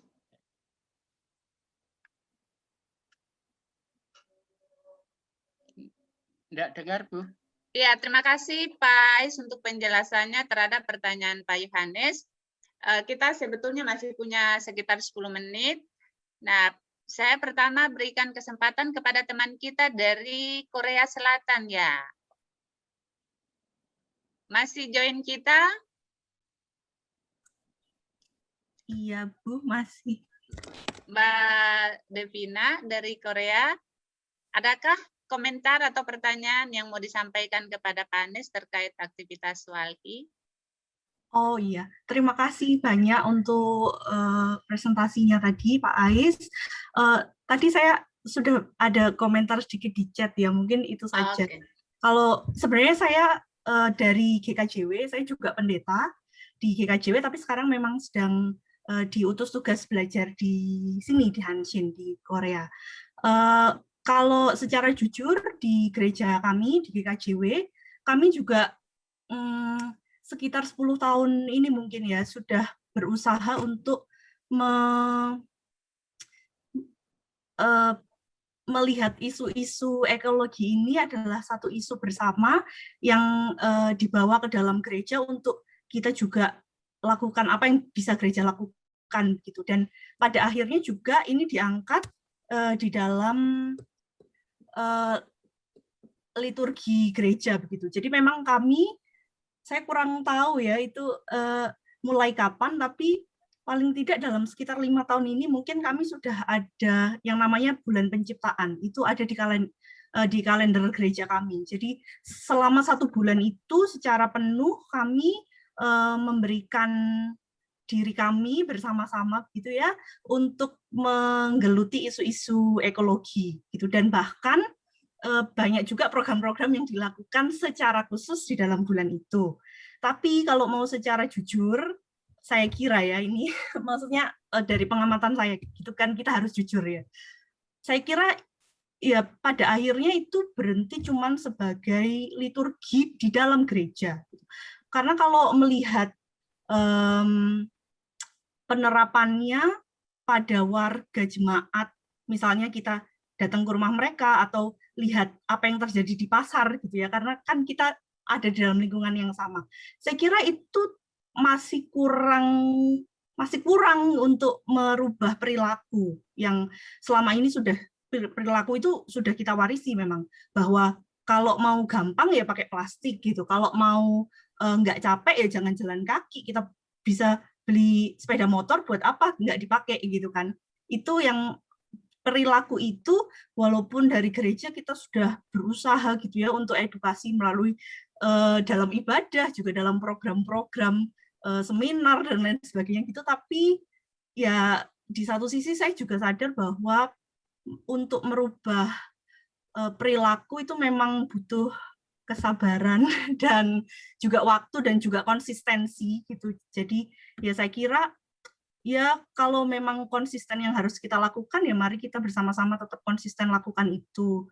Kita terus percaya aja kalau kita selalu melakukan edukasi dan juga memberikan pemahaman kepada warga dan juga dengan memberi contoh gitu ya. Saya kira sebagai pendeta kita punya tanggung jawab itu untuk pendeta dan juga teolog dan juga teman-teman yang ada bergelut di dalam institusi tertentu, kita juga punya tanggung jawab yang lebih besar untuk menjadi contoh. Kadang-kadang bahkan saya lihat juga orang-orang yang di gereja dia punya foto-foto yang sangat baik dengan mari menanam pohon, mengurangi penggunaan plastik, tapi pada dasarnya enggak juga gitu ya. Ngopinya masih pakai kopi-kopi yang itu tuh yang plastik itu, iya. Jadi ya itu saja. Mungkin juga yang lain, kalaupun sudah ada, maksudnya ada warga yang sudah teredukasi gitu, sudah ngerti, oh iya aku harusnya begini, aku harusnya begitu. Tapi kadang-kadang juga terbentur dengan ekonomi. Siapa sih yang nggak mau hidup nyaman gitu ya? Dan juga kita kan selalu ingin hidup untuk yang tadi Bapak bilang juga, siapa ya, saya lihat di mana ya, pokoknya gimana caranya kita tahu bahwa besok kita bisa makan, jadi kita menumpuk sebanyak-banyaknya. Akhirnya manusia benar menjadi pelaku eksploitasi lingkungan karena dengan memakai nama ekonomi dan well-being of the human. Jadi saya kira dua hal itu, Bapak, Ibu, dan saudara-saudara, terima kasih. Oke, terima kasih Mbak Devina dari Hansin University ya, orang Indonesia yang sementara studi di sana, untuk komentarnya ya terhadap upaya-upaya yang sebetulnya sudah dilakukan oleh gerejanya dan gereja-gereja kita mungkin juga, tetapi baginya tidak terlalu maksimal karena sepertinya masih sebatas program dan aktivitas formal. Pak Anes mau komentar untuk responsnya dari Mbak Devina? Ya, saya sebenarnya ini sudah berlaku umum situasinya. Jadi kalau tadi Ibu menyampaikan bahwa prosesnya belum terlalu masif berlaku atau belum berjalan dengan baik, memang yang namanya advokasi itu proses, itu juga sebenarnya bagian dari advokasi. Jadi kita merubah pandangan, merubah orang tidak sekejap, tapi itu harus dilakukan terus-menerus. Jadi dia akan lahir sebagai suatu kebiasaan dalam gereja. Nah, itu sebabnya semua orang harus bergerak. Jadi 1-2 orang dia harus mengorganisir, dia harus mempengaruhi, saling mempengaruhi, bergerak ke arah itu. Saya tidak pungkiri juga karena misalnya begini, karena sering saya juga bergereja, kadang-kadang saya menjumpai di gereja itu ada orang-orang yang makan gula-gula, plastiknya langsung dibuang saja dalam gereja. Atau mungkin karet-karet gam itu nempel di bawah-bawah kursi, diamankan situ. Nah, ini kan hal-hal kecil sebenarnya, jadi menganggap bahwa ada petugas nanti mereka sapu. Iya, benar. Tapi itu kan membuktikan bahwa tidak ada kesadaran. Nah, ini harus karena kita selalu itu tadi, kalau lihat dalam poin terakhir yang saya sampaikan, bahwa memang tidak salah sebenarnya, kita sedang bicara tentang kerajaan Allah, harus ini dan harus itu, tapi konteks lingkungannya jarang terintegrasi dalam pandangan-pandangan khotbah mungkin ya. Mimbar juga kurang mengupdate perkembangan-perkembangan. Bahkan misalnya kadang-kadang juga di Papua ya, saya pernah protes gereja di mana saya. Jadi memang situasi Papua agak-agak rumit lah. pikir Pak Fritz tahu itu. Tapi saya dalam beberapa ini saya tegur pendetanya, majelisnya. Saya bilang, karena mereka takut kalau berdoa untuk pengungsi. Jadi semuanya dihubungkan dengan politik. Saya bilang tidak, itu persoalan kemanusiaan, murni kemanusiaan. Makanya kalian juga jangan terlalu sempit melihat persoalan di Papua. Harus lebih luas melihatnya. Kadang-kadang mereka berdoa untuk pemerintah, untuk ini. Saya pikir itu wajar, doa-doa seperti itu tidak ada masalah. Tapi kemudian mereka menghindari orang-orang yang tertindas. Saya kemudian jadi tidak setuju. Tapi dalam sebuah kesempatan saya bilang, saya tidak mendikte kalian, tapi kalau kalian doanya diskriminasi, saya pikir doa itu tidak sampai di Tuhan. Saya bisa pastikan itu, saya bilang. Karena Tuhan lihat bahwa hari ini ada fakta situasi yang perlu kalian tolong. Bagaimana kita bicara sesama kalau kalian diskriminasi dalam doa. Nah, tapi bahwa memang semua hal yang kita lakukan harus dia butuh waktu dan itu proses, tidak bisa langsung serta-merta jadi. Karena misalnya gereja di kampus di Uncen yang tadi saya bilang, itu kawan-kawan yang notabene mahasiswa yang tidak punya apa-apa. Tapi kita coba mengajak mereka untuk memegang satu bibit pohon untuk pergi menanam.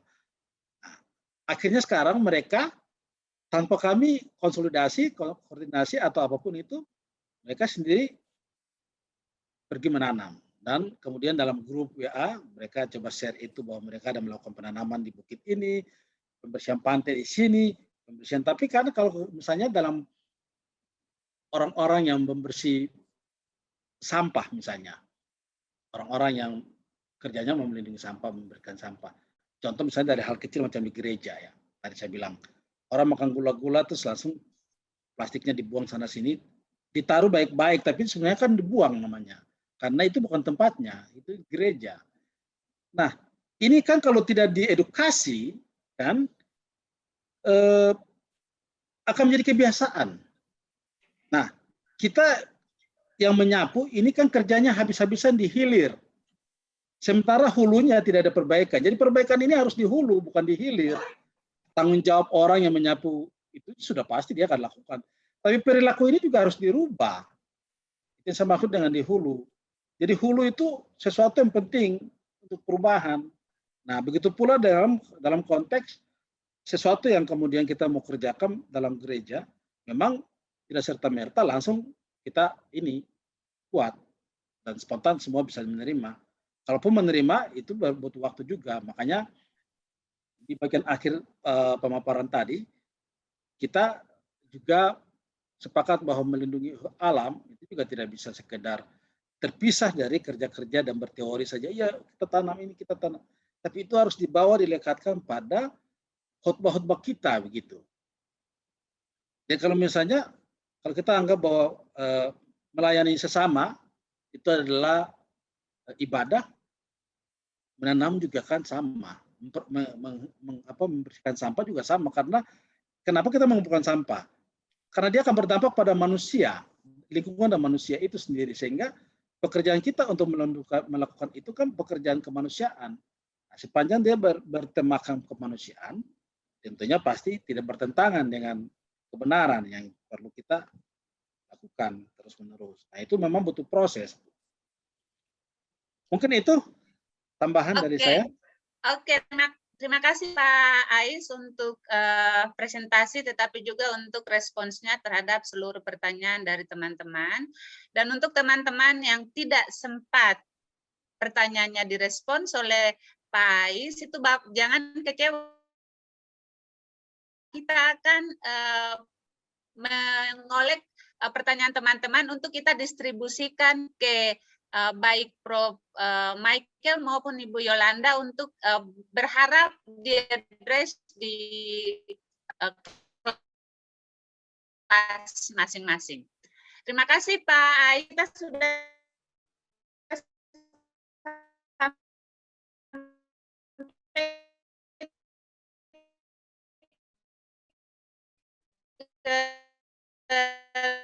teman-teman batas akhir dari ya sampai hari Jumat. Terima kasih dan saya kembalikan ke Ibu Lenta pengumuman dulu si Oke, Rahel. oke, silakan. Sekali lagi terima kasih banyak Pak Ais untuk presentasinya pada pagi sampai siang hari ini.